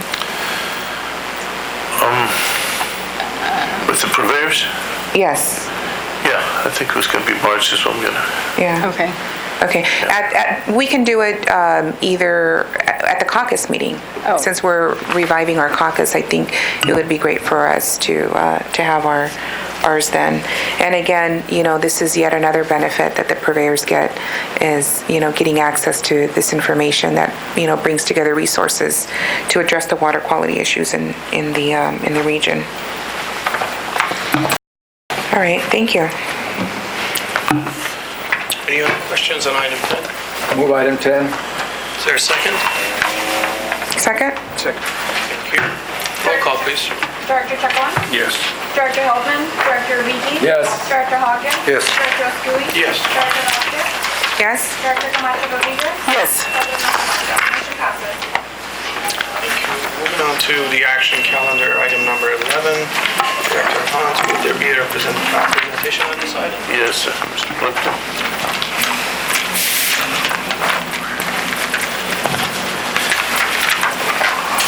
Good morning, directors. This is our annual renewal of our financial system. It's really encompasses a lot more than just finances, though. You could probably call it an EAP at this point. Included in our software packaging is our financials, HR and payroll, including electronic timesheet, utility billing, contract management, and contract management. Every year, the district is required to renew this contract if you want to continue to receive support and software updates.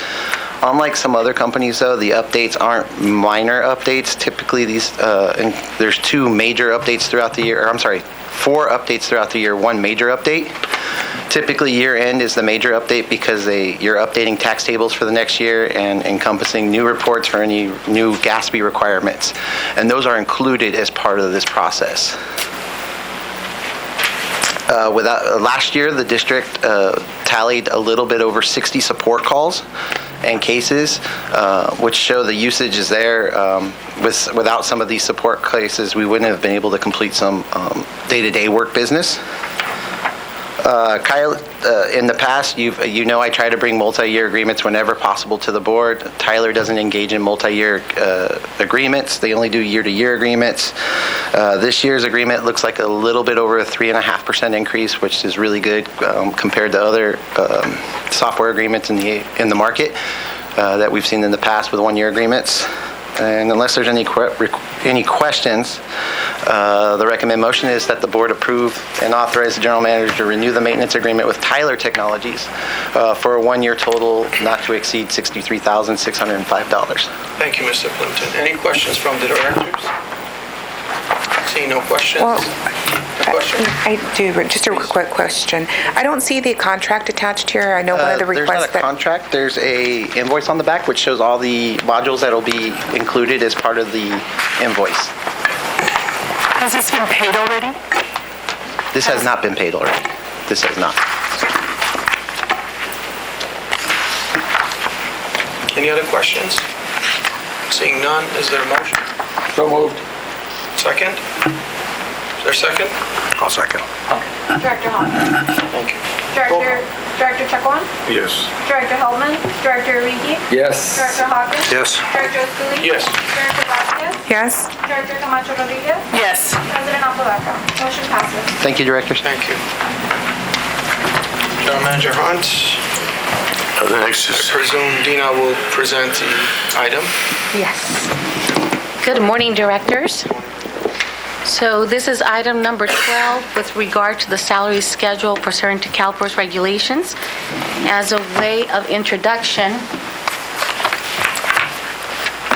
this action has no fiscal impact to the current budget. As you know, director salaries and the merit pool were determined during the budget process early on in the fiscal year. And in proof, the FTE count and the labor budget will continue the same per board direction. The district's policy is to conduct a compensation and benefits survey every 3 years, and approval of the salary schedule will ensure compliance with the CalPERS regulations, which is section 570.5. I'd like to quickly give you an overview of what that regulation is. It determines that the salary schedule for a member agency must be approved and adopted by the board. It identifies the position title for every employee, the salary schedule that the board approves, and it also shows the pay range for each identified position, as well as an effective date, and it should be noted on a public posting similar to the district's website.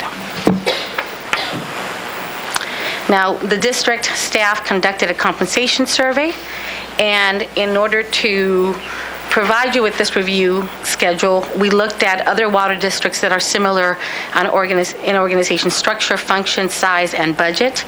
We also reviewed the positions and looked at the district's positions as well as the positions from these agencies and compared their scope of responsibility, decision-making authority, as well as the knowledge and skills required, and whether any level of supervision was exercised and at which level of supervision was received.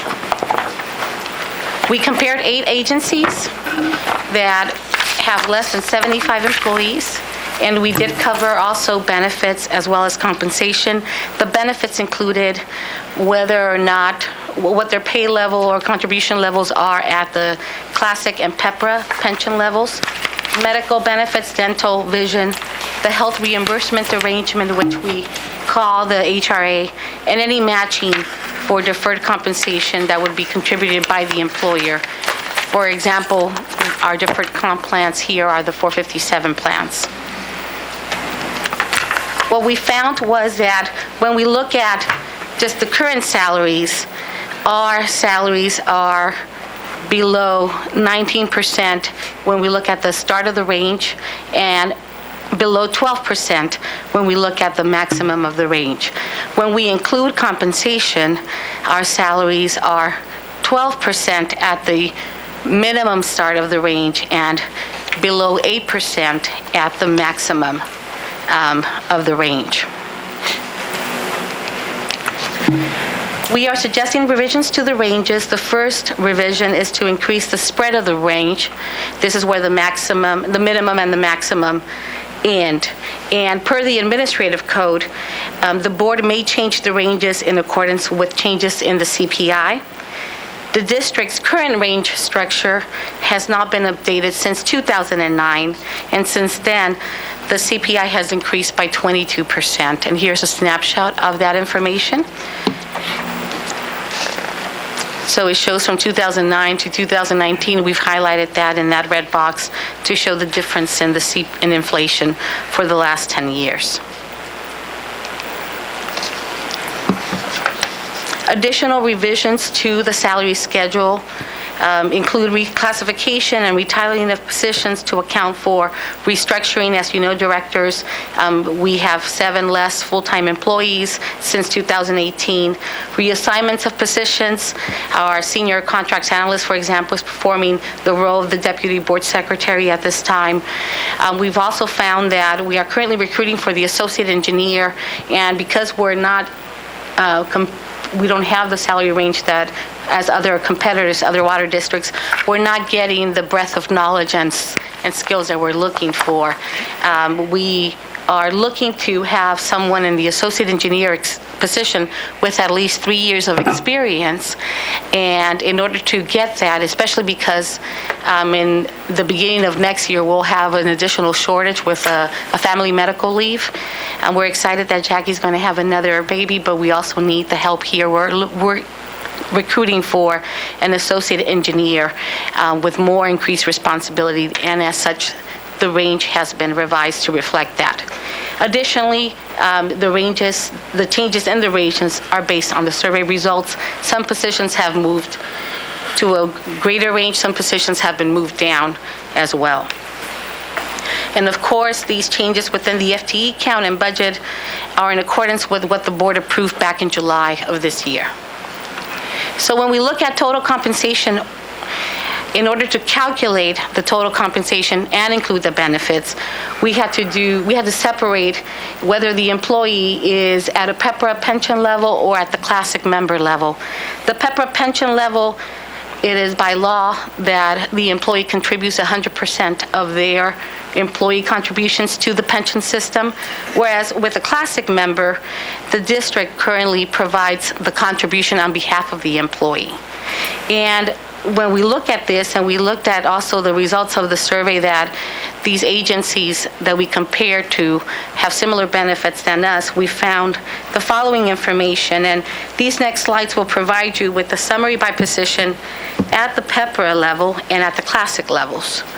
That's why so basically what I'm doing, I'm separating them, whether they're an employee at PEPRA or at classic, because that will change the benefit amount. So the first set of slides is at the PEPRA level. This is also noted in Exhibit B of your memo. And these amounts are as if the employee is a PEPRA member. This information shows the first third of the positions and their current ranges, and how they compare to the salaries and benefits for the survey results. So if you look at the fourth and fifth column, you'll see that per position where the result, whether they're above or below the survey median, and by which percent. Gina, can I ask a question? Yes. So if this will not impact our fiscal budget, to adopt this would be so that at a later time when we have a new budget, we can... So that the raises that employees earn in the future, because we're totally merit, we don't have cost of living. When they earn raises in the future, they fit within the ranges here. Some of our people may be at the top of their range by now if they've been here a long time, or if our range has fallen behind. It also makes us, like right now, trying to replace Roman.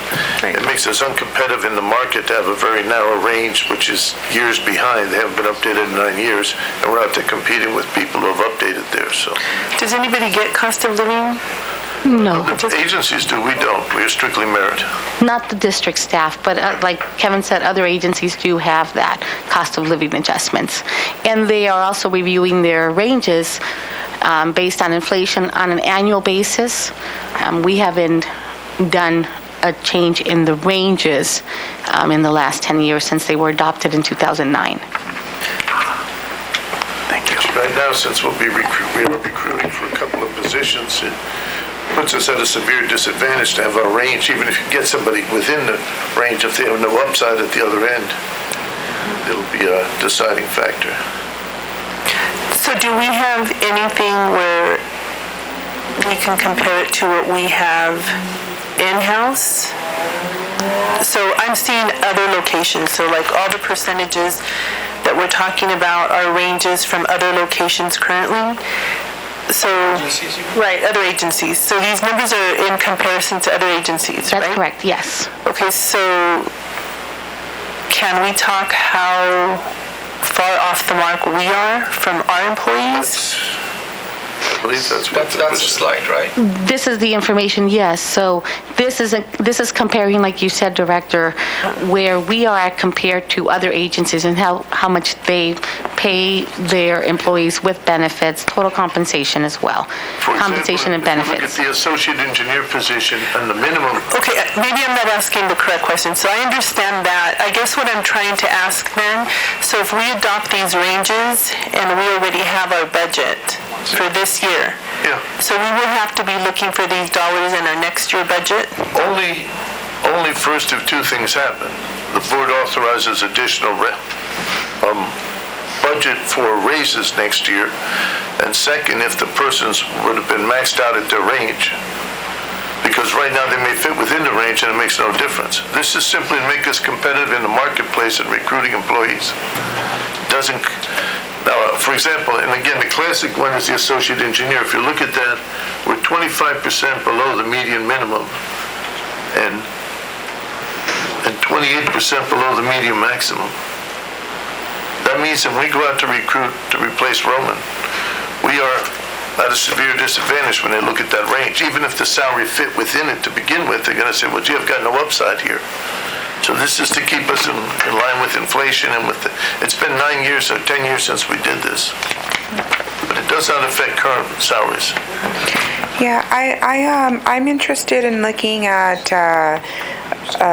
just doing more analysis on my end around these salary ranges.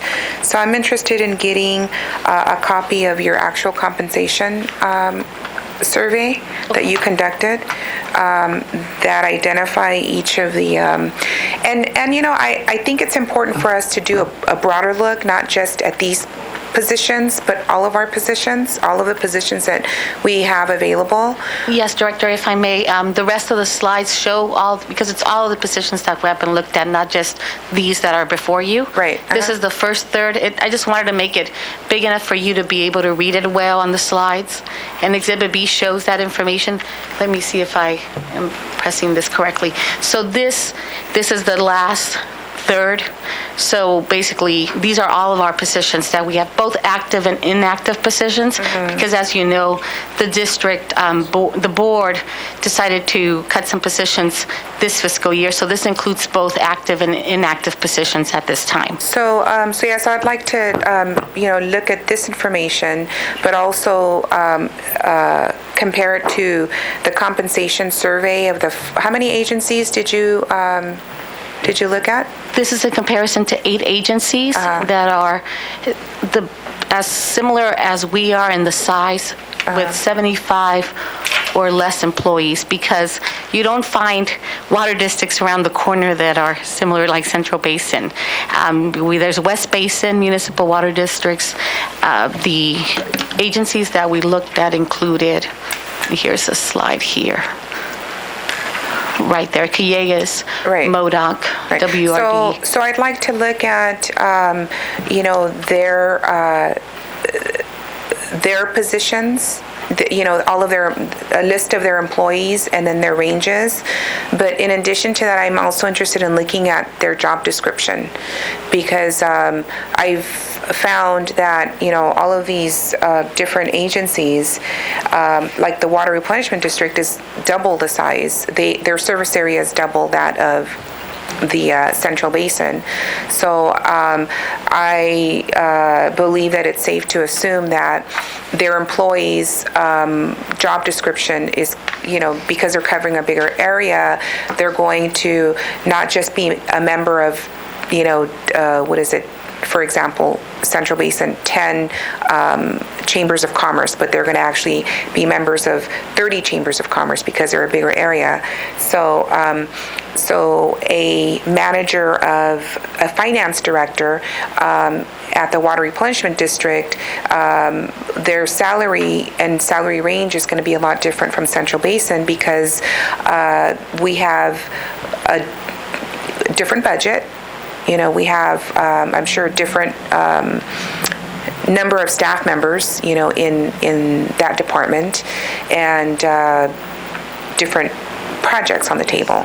So I'd like to see an apples to apples comparison of the positions and their job descriptions And as they I would pertain definitely to. get that to you, Director, the positions, as well as this range, the position descriptions and ranges, and also the information that we collected, the service area, radius, and the budget. We can definitely get that to you. Just to know, for example, so this survey includes WRD, who has 44 current employees, as well as Foothill, who has much less employees than we do. So it is the most apples to apples comparison that we can get if we want to compare other agencies that have a similar mission than what we do, because our competitors are not going to be the unified school districts. They're going to be other water districts, and I'm just giving that as an example.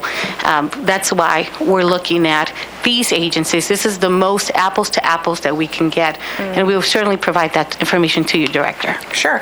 So I'd like to I think it's probably best if we defer action on this matter until we can get, May I finish my presentation? Please do. Yes, okay. Thank you very much. Also, before you do that, Yes. by law, each one of these agencies, like we do, have to post the salaries, the job descriptions, and all that. They're available on their websites, right? Yes, definitely the ranges. Right.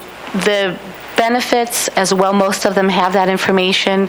Additionally, the position descriptions, not all of them are posted online, but we can certainly make that, I have them, so that's Please continue. Yes, thank you.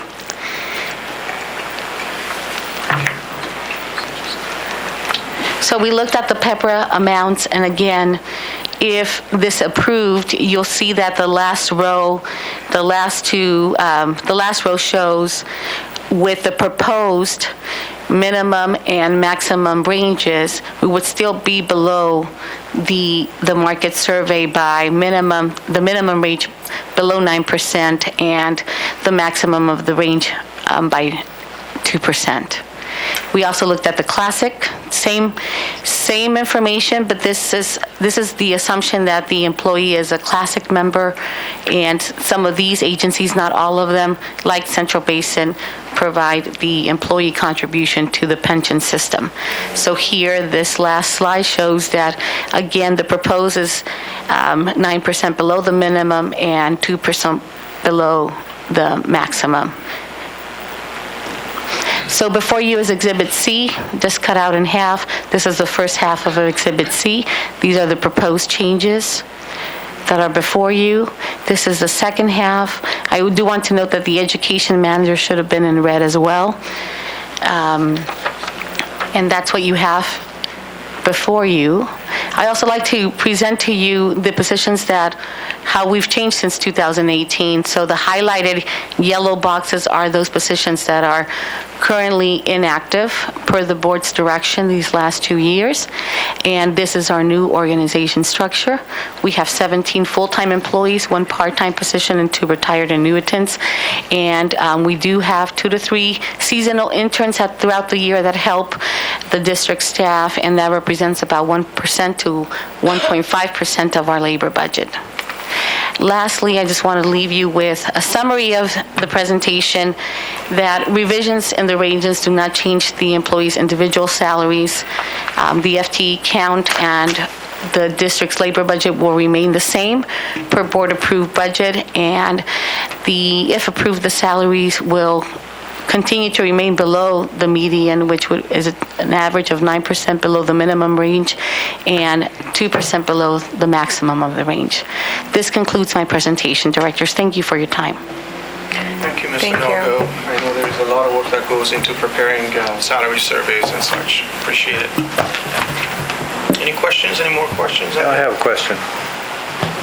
Please. I'd like to see this go back to budget, because I'd like to see what happens if we put all this in effect at one time. How much does that affect our budget? Or if we phase them in, how will that affect us? Director, I think we made it clear this does not affect the budget at all right now. The budget for salaries and merit increase have all been approved for this year. What this does enable the range when we go out recruiting, so that we can have a broader range to recruit in, and also next year when raises come up, if they come up, then you have a broader range to do it. But again, the board approves every year the salaries, and then approves the salary pool, and then approves the raise pool. This has nothing to do with that. This is just to make us competitive in the marketplace. Yeah, I'd like to go ahead and make a motion to defer action on this item until we can get more information. I'll second that motion. Ms. Hidalgo, there is no sense of urgency in having this item to be considered and approved today. My only concern is I am trying to replace right now an associate engineer position, which is, as you saw in there, severely undermarked for the market right now. It's a hot market for engineers, and we're at a competitive disadvantage trying to recruit a good one. Excuse me, Kevin, what position is that? An associate engineer position, Roman's position. Do we really need to fill that position? Absolutely, sir. Really? Yeah, absolutely. Do we have anything going right now that we need that position filled so badly? You have not well, you're in the engineering committee, aren't you, sir? I'm asking you a question. Yes, we do. We have many. What do we have that we need him so badly, or we need to fill that position so badly? The engineering work for the daily operation of the system, he participates in that. He participates in the design that we're doing for the repair rehabilitation of the Rio Hondo pump station, the expansion we've been doing, many of the work that you've approved in the past for the expansion of the recycle system, the design that comes out, relocation of utilities. It's a data I'd be glad to go through at the next engineering committee and explain again what everybody does in it. This is an approved position, is it not? It's an approved position. Right. I mean, I just don't see a sense of urgency here. I would like to really go through the details of the ranges, the comparisons, the job descriptions. The position, obviously, you'll still go out and recruit. That doesn't prevent you, not approving this doesn't prevent you from going through a recruitment process. And you'll just have to go through the recruitment process at the range that it is now. And an individual who is offered the job will either take the job at that range or not. It's real simple. I believe this board has an obligation to further look into the ranges, the comparisons with other agencies, the job descriptions, et cetera, and I hope that we can carefully go through that as we get information from our staff. Thank you. Let me suggest and offer this. The issue at the heart of this matter is the ability to have retention of current employees and be able to secure employees, in case of this particular case, the associate engineer from the outside, and be competitive enough in the marketplace to be able to attract new talent. I understand there are questions, and we can gather the information that is required. But from what I'm hearing and gathering, you are in need of filling a vacant position that is important for the operation of this district. Is that accurate? Correct. So if I can suggest, and we can take a look at the associate engineer position. I know just by looking at it and from what I do, I can tell that it is below market.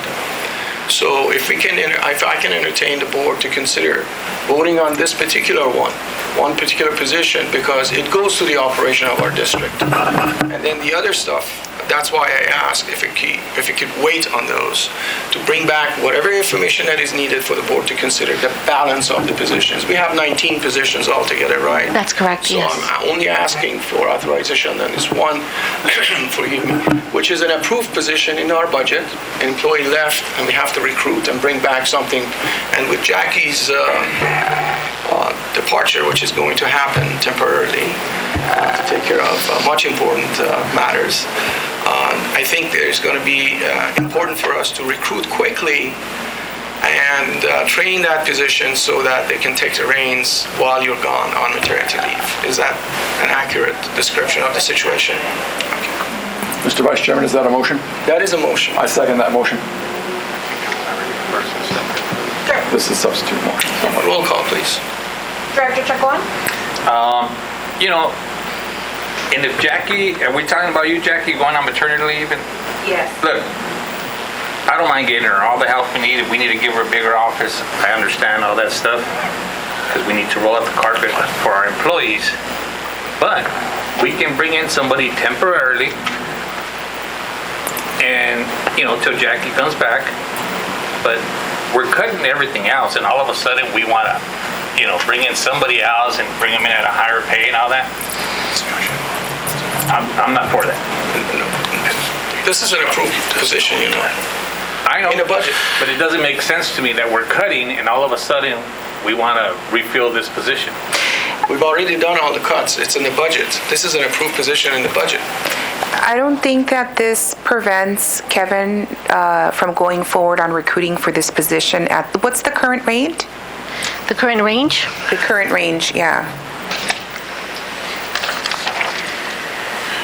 It starts at 54 and ends at 81. And competitively, to get someone with the experience that we need. I was just asking what the current range is. Proposed. So the current range is, what is it? 54,000 to 81,000. So Kevin, if the applicants that come before the agency can be offered a salary of anything between those ranges now. So in my opinion, I'm interested in looking more carefully at all of these ranges, the comparisons. There's nothing that prevents Mr. Hunt from hiring someone at that range, even at the $80,000 range. I believe our benefits package will put that salary well over six figures. So I think it's very competitive. Central Basin offers its employees CalPERS and other benefits. And I believe that, again, we should look at this more carefully. If we want to be fair, I think we should look at all the positions, which is what's been suggested. That we defer action. Mr. Hunt can move forward with hiring within the range that he has, and the board can make the consideration at a later meeting regarding the other ranges. Thank you. There was a motion and a second on table. Before we move on to taking the roll call on this, one question, and I'm going to ask a question from Karen as well. Call for the question. For this, let me allow me to do this. One question, please. When you did the associate engineer, where are we in the marketplace, including the salaries and benefits included, as far as the median with the other agencies that you compared them with? Both the minimum and the maximum. When we consider like the best benefits, that would be classic, right. Negative 26 below. Negative 26%. Yes. So it's really far. Mr. Wadier, you ran a large organization, you had all sorts of positions. $56,000, in my estimation, is not even a starting salary for an assistant engineer, let alone an associate engineer. Is that your description of the? Absolutely. Okay. Director Chacon? No. Director Heldman? Director Riki? Yes. Director Hawkins? Yes. Director Scooey? Yes. Director Vasquez? No? Director Camacho Rodriguez? No. President Apodaca? Motion does not pass. The original motion we have on the floor by Director Vasquez, seconded by Director Chacon, was to defer action until more information is received. Mr. Vice President, may we proceed with roll call on that? Please do. Director Chacon? Yes. Director Heldman? Director Riki? No. Director Hawkins? Yes. Director Scooey? No. Director Vasquez? Yes? Director Camacho Rodriguez? Yes. President Apodaca? Motion does not pass. Thank you, Mr. Delgado. Moving on to information calendar for discussion, item number 13, discussion of amendment number 1 to contract agreement 2019-18 for Rio Hondo Pump Station Upgrade and Rehab Project. Jackie, I know we spoke about some of this, but please go ahead. Okay. Good morning, directors. This will be a brief update on the project status.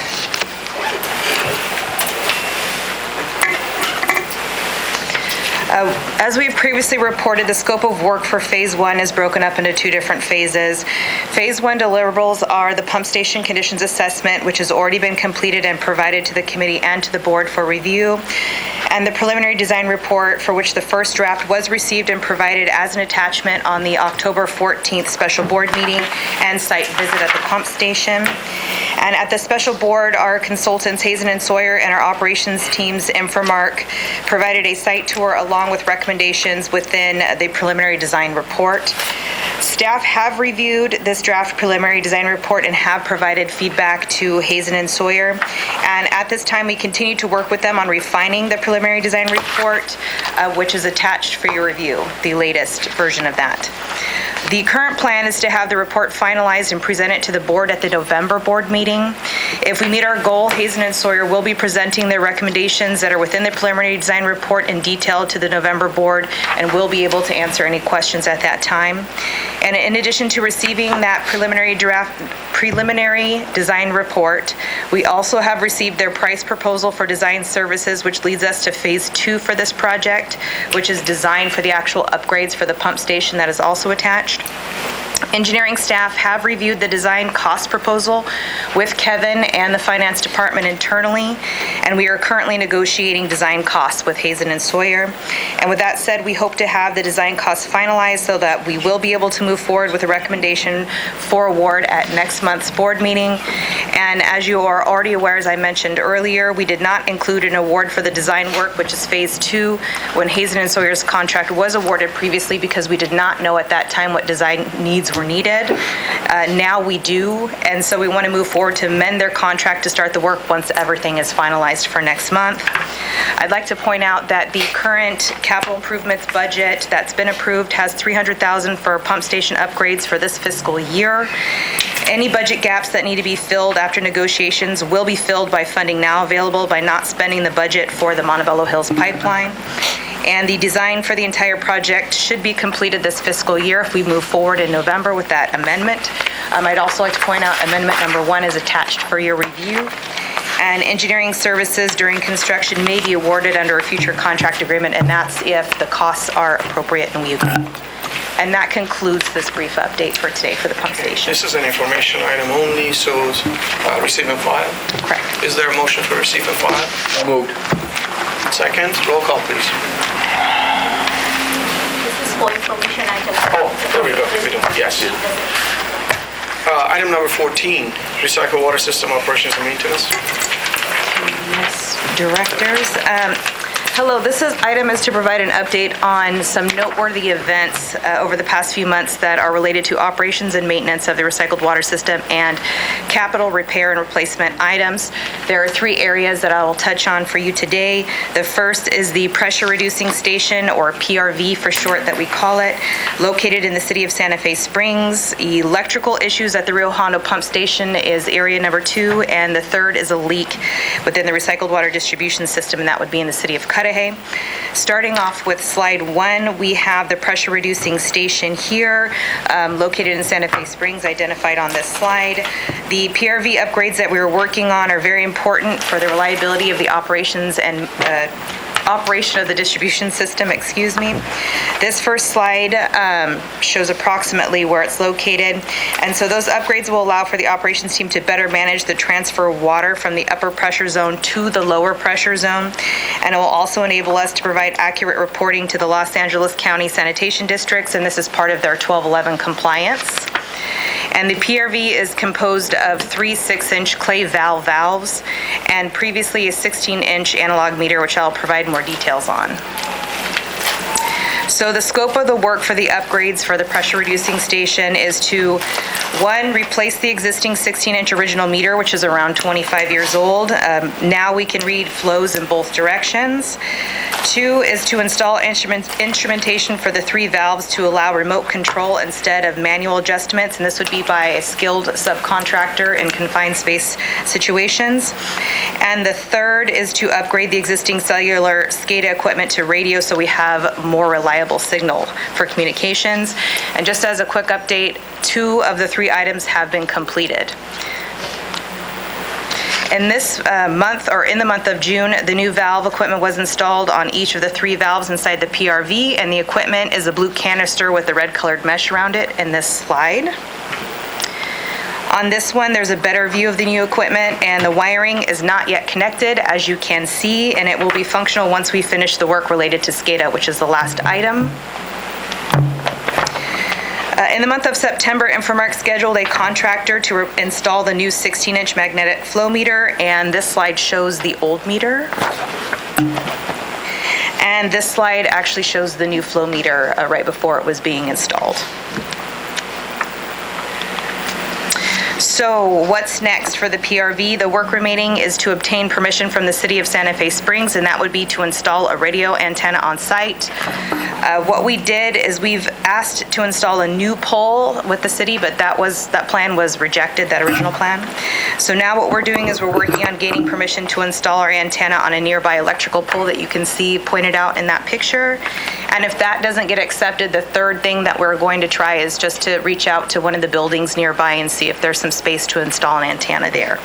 So lastly, for the PRV, we'll need to coordinate contractors to install the components for the SCADA system, and that would include installing some cables that would be from wherever that antenna is located over to the vault, programming, and some updates for communications.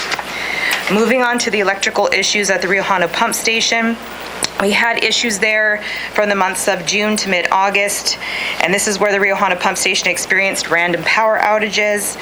Infomark, our O&M team, had an electrical contractor come out and troubleshoot the electrical equipment at that time. We did not know what was causing those issues, and so during their evaluation, the electrical contractor found several issues with the existing equipment. And after a full inspection, the electrical contractor provided recommendations for the district to consider, and I have a few slides to show you that equipment today. For this slide, it shows some damaged electrical cables that we're currently working to replace.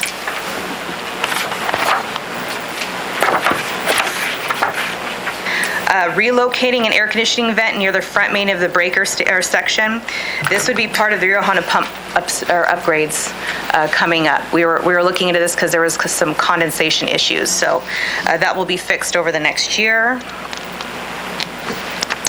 This slide shows some more evidence of damage. It's really kind of hard to see, but it's there inside SCE's metering section. It's indicating that there are some problems that we need to address. Thank you, Albert. Backpedaling to what started the investigation and discoveries. After investigating the power outages, we actually found that it was SCE that was having a few issues on their side that was causing those outages, and since then they've fixed that issue and we've had no more power outages. The last item is moving on to a leak inside the Cudahy pump station. On Monday, September 30th, staff from the city of Cudahy informed district staff about water coming out of the Cudahy pump station, and it was discharging into the grass area into a nearby storm basin also. And so this first slide shows the location of the pump station in Cudahy. And this slide shows what the leak looked like to Cudahy staff when they found it. Infomark arrived on site within the hour and isolated the necessary valves, and that was to stop the leak. After several hours, they were able to drain the water and dry out the equipment. And as you can see, there's the vault entrance right there, so it was completely filled. And when the subcontractor went inside, they found a rusted plug that came out of a valve that caused the leak. You can see it on the right-hand side of the picture. They've since replaced all the plugs in the system, and they put it back into service around 9 p.m. that same day. And I'd like to mention that during the engineering committee, there was a great suggestion to investigate installing a pipeline to bypass this pump station in the future. So we're considering that option, and we'll be looking into that. And this last slide shows the vault being dried out along with the replaced plug. To conclude, all of the repairs mentioned in this update have surpassed the approved general repair and replace line item budget for Infomark's contract. That was set at $125,000. That's just one line item in the approved budget. That said, we wanted the board to know that general repairs and replacement items fall under that one area, but we're still within the overall approved capital repair and replacement items budget overall. So we should be okay because one example is we're not paying for hospital pipeline, so that helps us free up some more funding for that. So we just wanted to point that out to you. And that concludes my update for this info item. Thank you very much, Jackie. On page 166, there is a letter from Hazen and Sawyer making a reference to the lack of maintenance over the years, causing a number of different issues with the medium voltage circuit breaker. What sort of measures have been put in place to avoid the same scenario from happening again? Well, we're actually working on that now. So what we're doing, and if you're talking about the main circuit switch, we actually are waiting for a subcontractor to order those parts right now. They may actually be having them in place this week. So what they're going to do is they're going to replace that switch that's less sensitive, so it won't be tripping off all the time, if that answers your question. Well, it was making a direct reference to a lack of maintenance, meaning that we have to put something in place. I know Infomark is the contractor. We used to have a different contractor. So preventive and predictive maintenance tasks, are they going to be spelled out? So actually, this is what's leading up to that. So from all of these discoveries, we're updating our maintenance checklists. Very good. Thank you. I appreciate that. That was my question. Mr. Vice President, a couple of questions. Please. Jackie, you may know this, if not Kevin. Do we pay a franchise fee to the city of Santa Fe Springs? I don't believe so. I don't believe we do. Okay. So there's no push or pull to get that antenna on that pole? They have been difficult to deal with. Second question, if we go to a building to put the antenna on the building, would we have to compensate the building owner for the antenna? That's an assumption I would assume that we would have to do, but it would just depend on what we can work out with them. Right. We haven't really looked into that yet. We're not obligated to take our antenna. Right. They would look for remuneration. Third item, the meter purpose, is that the counting meter of what we pay sand districts for the usage?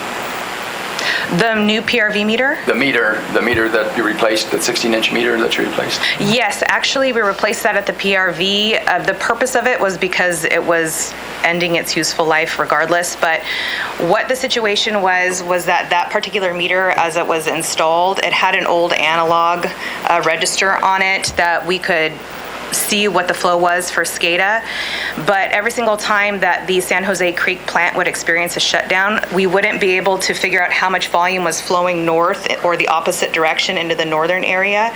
So replacing it with this new meter helps us do that, so we can better keep track of the water flowing through that PRV station. So it was basically just counting gallons per minute, but not the commodity to pay Sand District. Well, this isn't a pay meter, is it? This is strictly monitoring, so we break it between upper and lower district based on the restrictions we have on the either. Right, so it's more so related to the transition of the flows. Okay. Production is read at the pump stations. All right. And is there an annual testing of that meter? Yeah, there's calibrations for it, yes. Annual calibration? Yeah. All right, thank you. Is that all? Okay, thank you. Mr. Scooey? That was the receive and file? Yes. Thank you. Item number 15, Proposition 84 grant update. Good afternoon, directors. This is to provide a update on the status and the progress of Prop 84. As you will see noted in the memo, we recently met with the City of Linwood. They applied for 12 sites to be considered for the grant.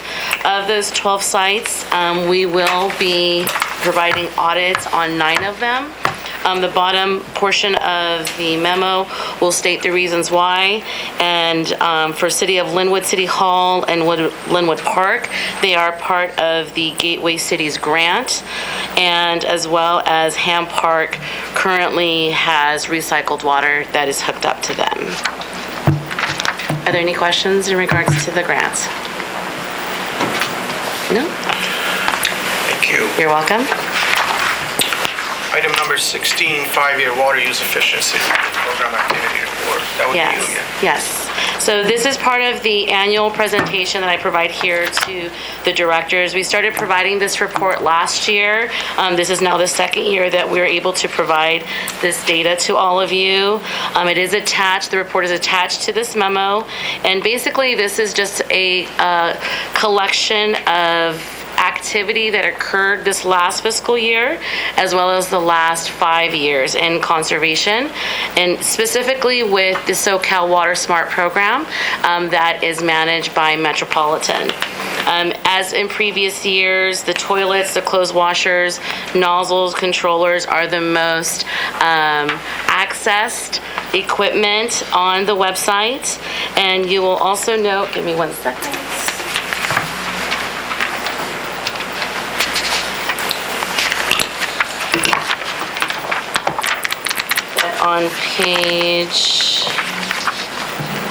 On page 23, on 22 and 23, I think I have the correct page numbers. It's just the summary pages for the fiscal year. So we saw that a total of $320,000 and roughly $500 was provided as far as dollars that were rebated throughout our service area. As far as volume, we saw the most activity in Suburban Water System service area and within the city of Whittier. Just wanted to point that out. The next page you'll see in fiscal year 18-19 for turf.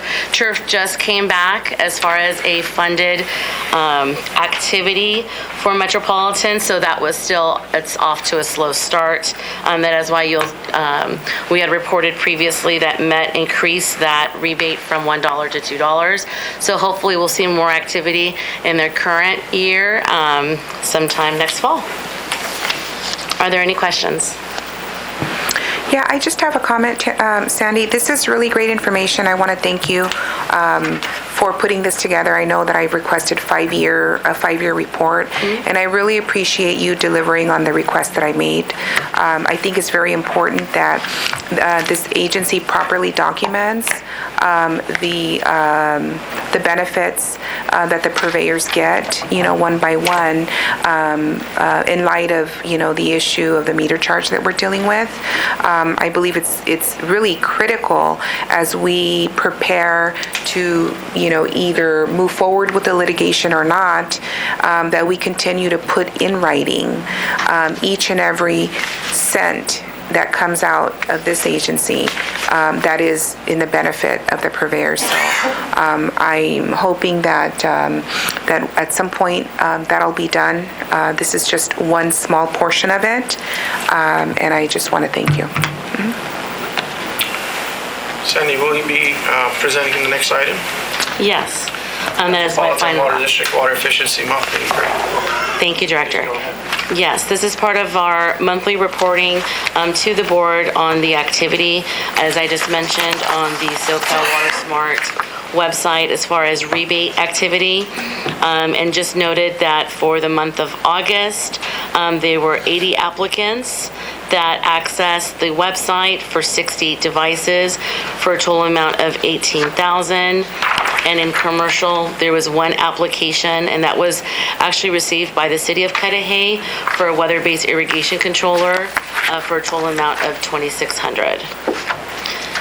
And as per requested previously, there's the data attached.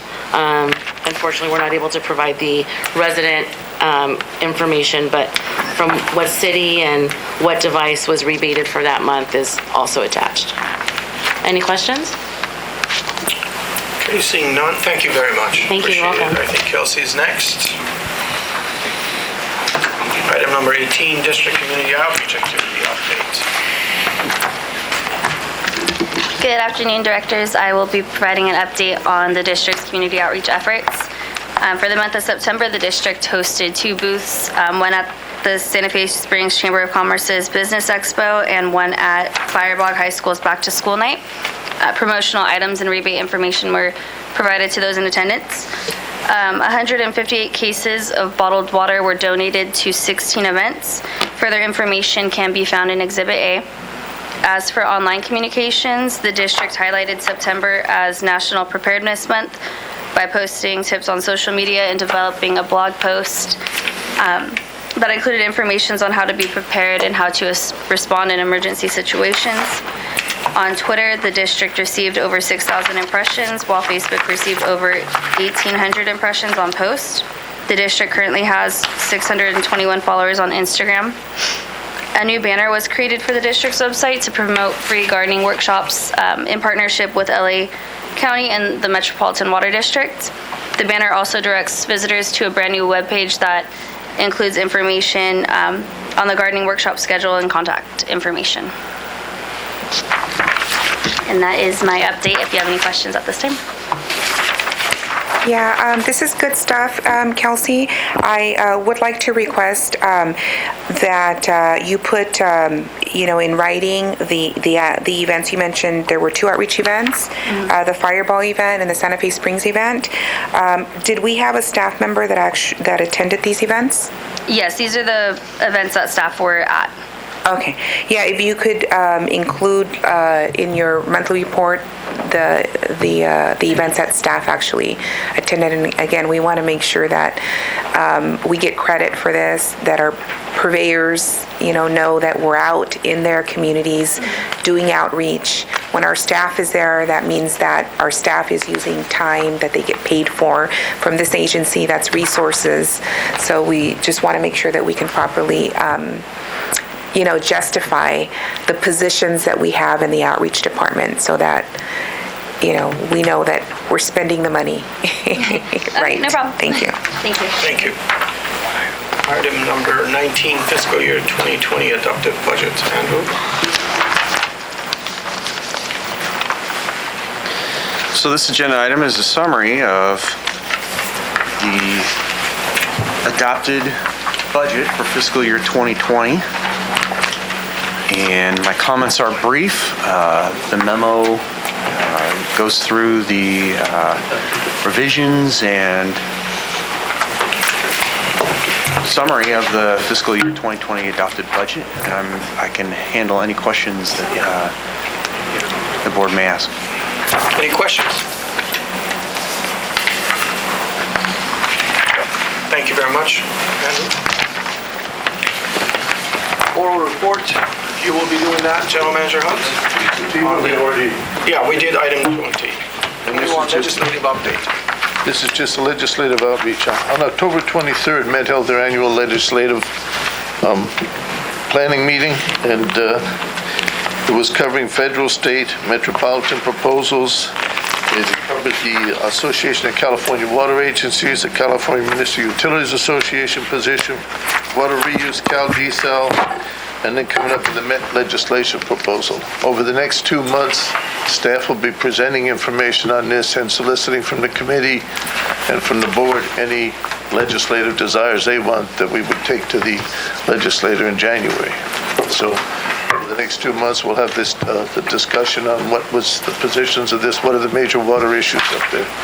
That's the extent of our report right now. The meeting was on the 23rd. We're still analyzing and preparing a report on it.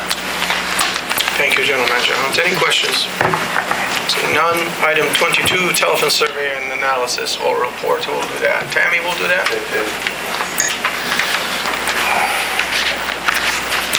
Alrighty, so just a brief update. FM3, as you know, we have contracted with them to do survey and analysis, online survey. They put out an invitation earlier this month online, inviting people, if you're interested, please participate. Tammy, would you mind speaking into the the microphone? Thank you. Thank you. Okay. We want to make sure we capture everything. So the online invitation was sent out by FM3 earlier this month, and then they started phone call interviews, and I spoke with them last week. They were getting ready to wrap up everything, actually. They've had enough time throughout this month of October to do these phone calls and interviews with folks to, gain a better, to survey the area, to find out, their understanding of water and understanding about what we do, and, things that could interest the residents and businesses in our area. So they've wrapped up this as of the end of last week, and they are now going to prepare a report for our review and results of the survey. So we will be bringing that to you for more information. Just want to let you know it was very active last month in terms of phone call interviews and online interviews. So we'll be looking forward to getting that report and the results, and we'll be giving you that information. Tammy, this is for the parcel charge? Yes. So this Potential parcel charge. Potential parcel charge, and this will tell us whether, in the opinion of the posters, the parcel charge is a feasible investment for the district in the next year. Yep. So we'll be looking forward to the results. Yep. Tammy, do you know what was the sample size? I'm sorry? The sample size, how many samples? How many calls did they make? Over 600, I believe. Over 600. Over 600? And what was the duration of the interview? 5 minutes? Oh, about 20 minutes, 20 15 minutes. to 20 Was it minutes. detailed? Yeah, they try and keep it under 20, so it was 15 to 18, I think, with the People will lose questions they had. patience after March 15, so. Yeah. Thank you. Any questions?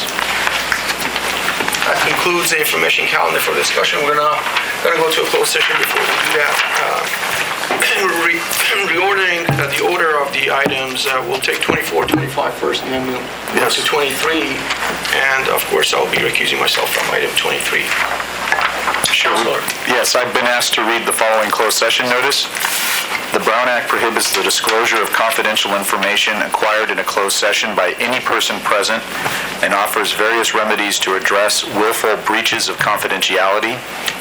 These include injunctive relief, disciplinary action against an employee, and referral of a member of the legislative body to the grand jury. It is incumbent on all those attending lawful closed sessions to protect the confidentiality of those discussions. Only the legislative body acting as a body may agree to divulge confidential closed session information regarding attorney-client privilege communications. The entire body is the holder of the privilege, and only a majority vote of the entire body can authorize the waiver of the privilege. I note that there's a typo on the agenda language. That concludes the closed session note. Do you want to read the sessions we're going into? Oh, and we are going into closed session for the matters identified as first 24, conference with the legal counsel regarding City of Huntington Park versus John Askew. Did I get that right? You got it, perfect. All right. Next one, conference with legal counsel. It's again pending litigation, Belkey versus Central Basin. And then finally, we'll look at conference with legal counsel regarding existing litigation, City of Signal Hill versus Central Basin. Thank you.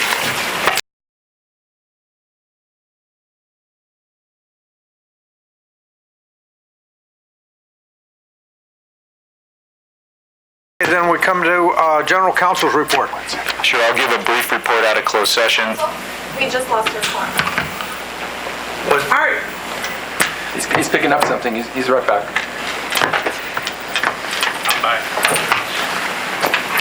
Board met in closed session to discuss the items identified on the closed session agenda. Received a report on each of those items from District Council. No reportable action took place in the closed session. Mr. Pro Tem, is that Okay, whatever. Mr. President Pro Tem, that concludes the report. We'll go to item 26, which is General Manager's report and district activities.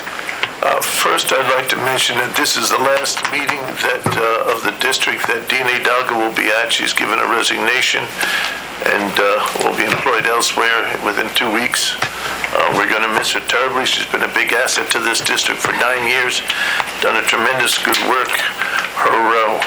I think many of you have gotten personal service on your financial stuff, health benefits and all of that. I think she's going to be sorely missed. She not only did our HR, she also did our risk management and our strategic planning and done an awesome job at all. So Dina, we're really going to miss you. And that concludes my report.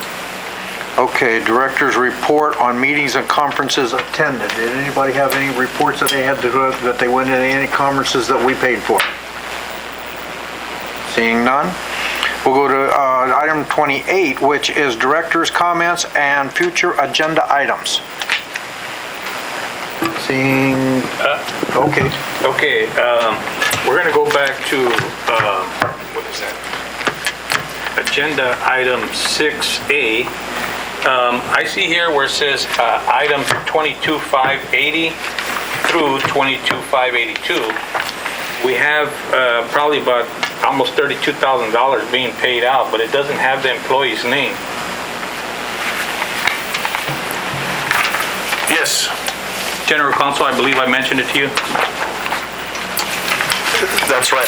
I would assume that's because of privacy interests for the employee. Yeah, it was a severance payment for an employee. Do you have a question for me? Yeah, I mean, is this legal? I'd like to know who's being paid. Let me talk to Steve about that. Yeah, and if you will notice, Director, all severance pay, we discussed in closed session with the board what we're doing. I report on that to the board.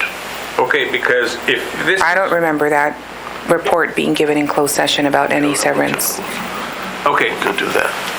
Would you provide me with the information on that, the date and the report? Yeah, it was an oral report. It was on the specific, we'll discuss it. Yeah, I mean, because I have actually requested, we seem to have a severance policy that doesn't require board approval. That's right. And it's, as a board member, I would like to know what severance packages are being approved before the fact, not after. Well, let me, so when you're talking about employees' privacy interests, and also when you're talking about the general manager's authority to make certain decisions, and bringing into issues like Skelly hearings and so on, there's actually a significant legal component to that and those kinds of decisions. So I would just ask that if you've got those questions, we can come back to you with answers to them, but now's not a good opportunity. And there was a memo that was sent, Dina reminded me of a memo that was sent to the board on this fairly recently, so I'll get it for the attorney who can give it to you. Okay, yeah, I think that the issue is we did get the memo after the fact. And so I'm certainly interested in looking at the board policy around when the board members should be informed. So if you're talking about, so again, I don't know this, I'm not commenting on whatever took place here, but if you're talking about, for example, employee discipline, then the employee has what's called a Skelly right to appeal that discipline, sometimes to the board, in order to preserve due process. Let me just, and I'm not going to, I just want to talk about the policy. So we have a policy about severance packages that the general manager has the authority to give severance packages to employees that will no longer be employees. And so over the course of the past 5 years, there have been severances that have been given that have not been approved by the board. And so until after they have been given. And some of those, so we have members of the board who are concerned about the excessive nature of these severances that are being given without informing the board. And I'll just, It's not our competence. Without giving a lot of detail, we've been informed that the general manager is entitled to giving a severance up to $1 million to an employee if they so choose, and they don't have to. It doesn't have to be approved by the board. So we're concerned that the board policy that is in place right now can be abused, and that in the end, this board of directors will be held responsible for an abuse of the policy if it occurs. And so we would just like to revisit that policy so that it's crystal clear that any severance beyond a severance that is, what is it, the standard, the industry standard is not given without board approval. Or for example, if a severance that's beyond industry standard is going to be given to an employee, that it has to go before the board for approval. So you're certainly free, the board is certainly free to revisit the policy. Right. And you have a process for getting things on the agenda. If that's a request to put it on the agenda, then and that's, that's the request, is to bring that policy back before the board so that we can carefully look at it. The board understands the policy, and that if it needs to be amended, that be done. And I just want to point out, there's two issues there. The one issue is the policy itself. That's a board decision. Right. The way the current policy is written, the other issue is the amount of any individual decision made by the general manager. That would be handled as a performance review of the general manager. So yeah, that's a separate issue. We're just talking about his authority to, the general, or whoever the general manager is, the authority to issue a severance that's higher than the average industry standard. So our concern is that we want to be able to, we would like to prevent that from happening. Yeah, that's a pure policy issue of the, mostly a policy issue of the board, and you guys can bring that through the yeah, so we're interested in bringing that back to review. Good idea. Okay, it sounds like we have a future item. Is that, you're making that a future item? That, and I also would like to agendize the weekly reports. It's been about, how long, Kevin? 2 months. It's been about 2 months that the board gets no weekly report. This was how the board members were kept informed about who was doing what at the district, and I think it's our obligation to understand who's doing what. The general manager has refused to provide a weekly report, told me he wasn't going to do it unless he got a board vote for it, so I would like us to have that discussion at our next board meeting. That's a future agenda item. Did you guys get a hold of that? Okay. Anybody else have any comments? The director's comments? I discontinued it in Seeing July. none, meeting is adjourned. Thank you very much. Thank you.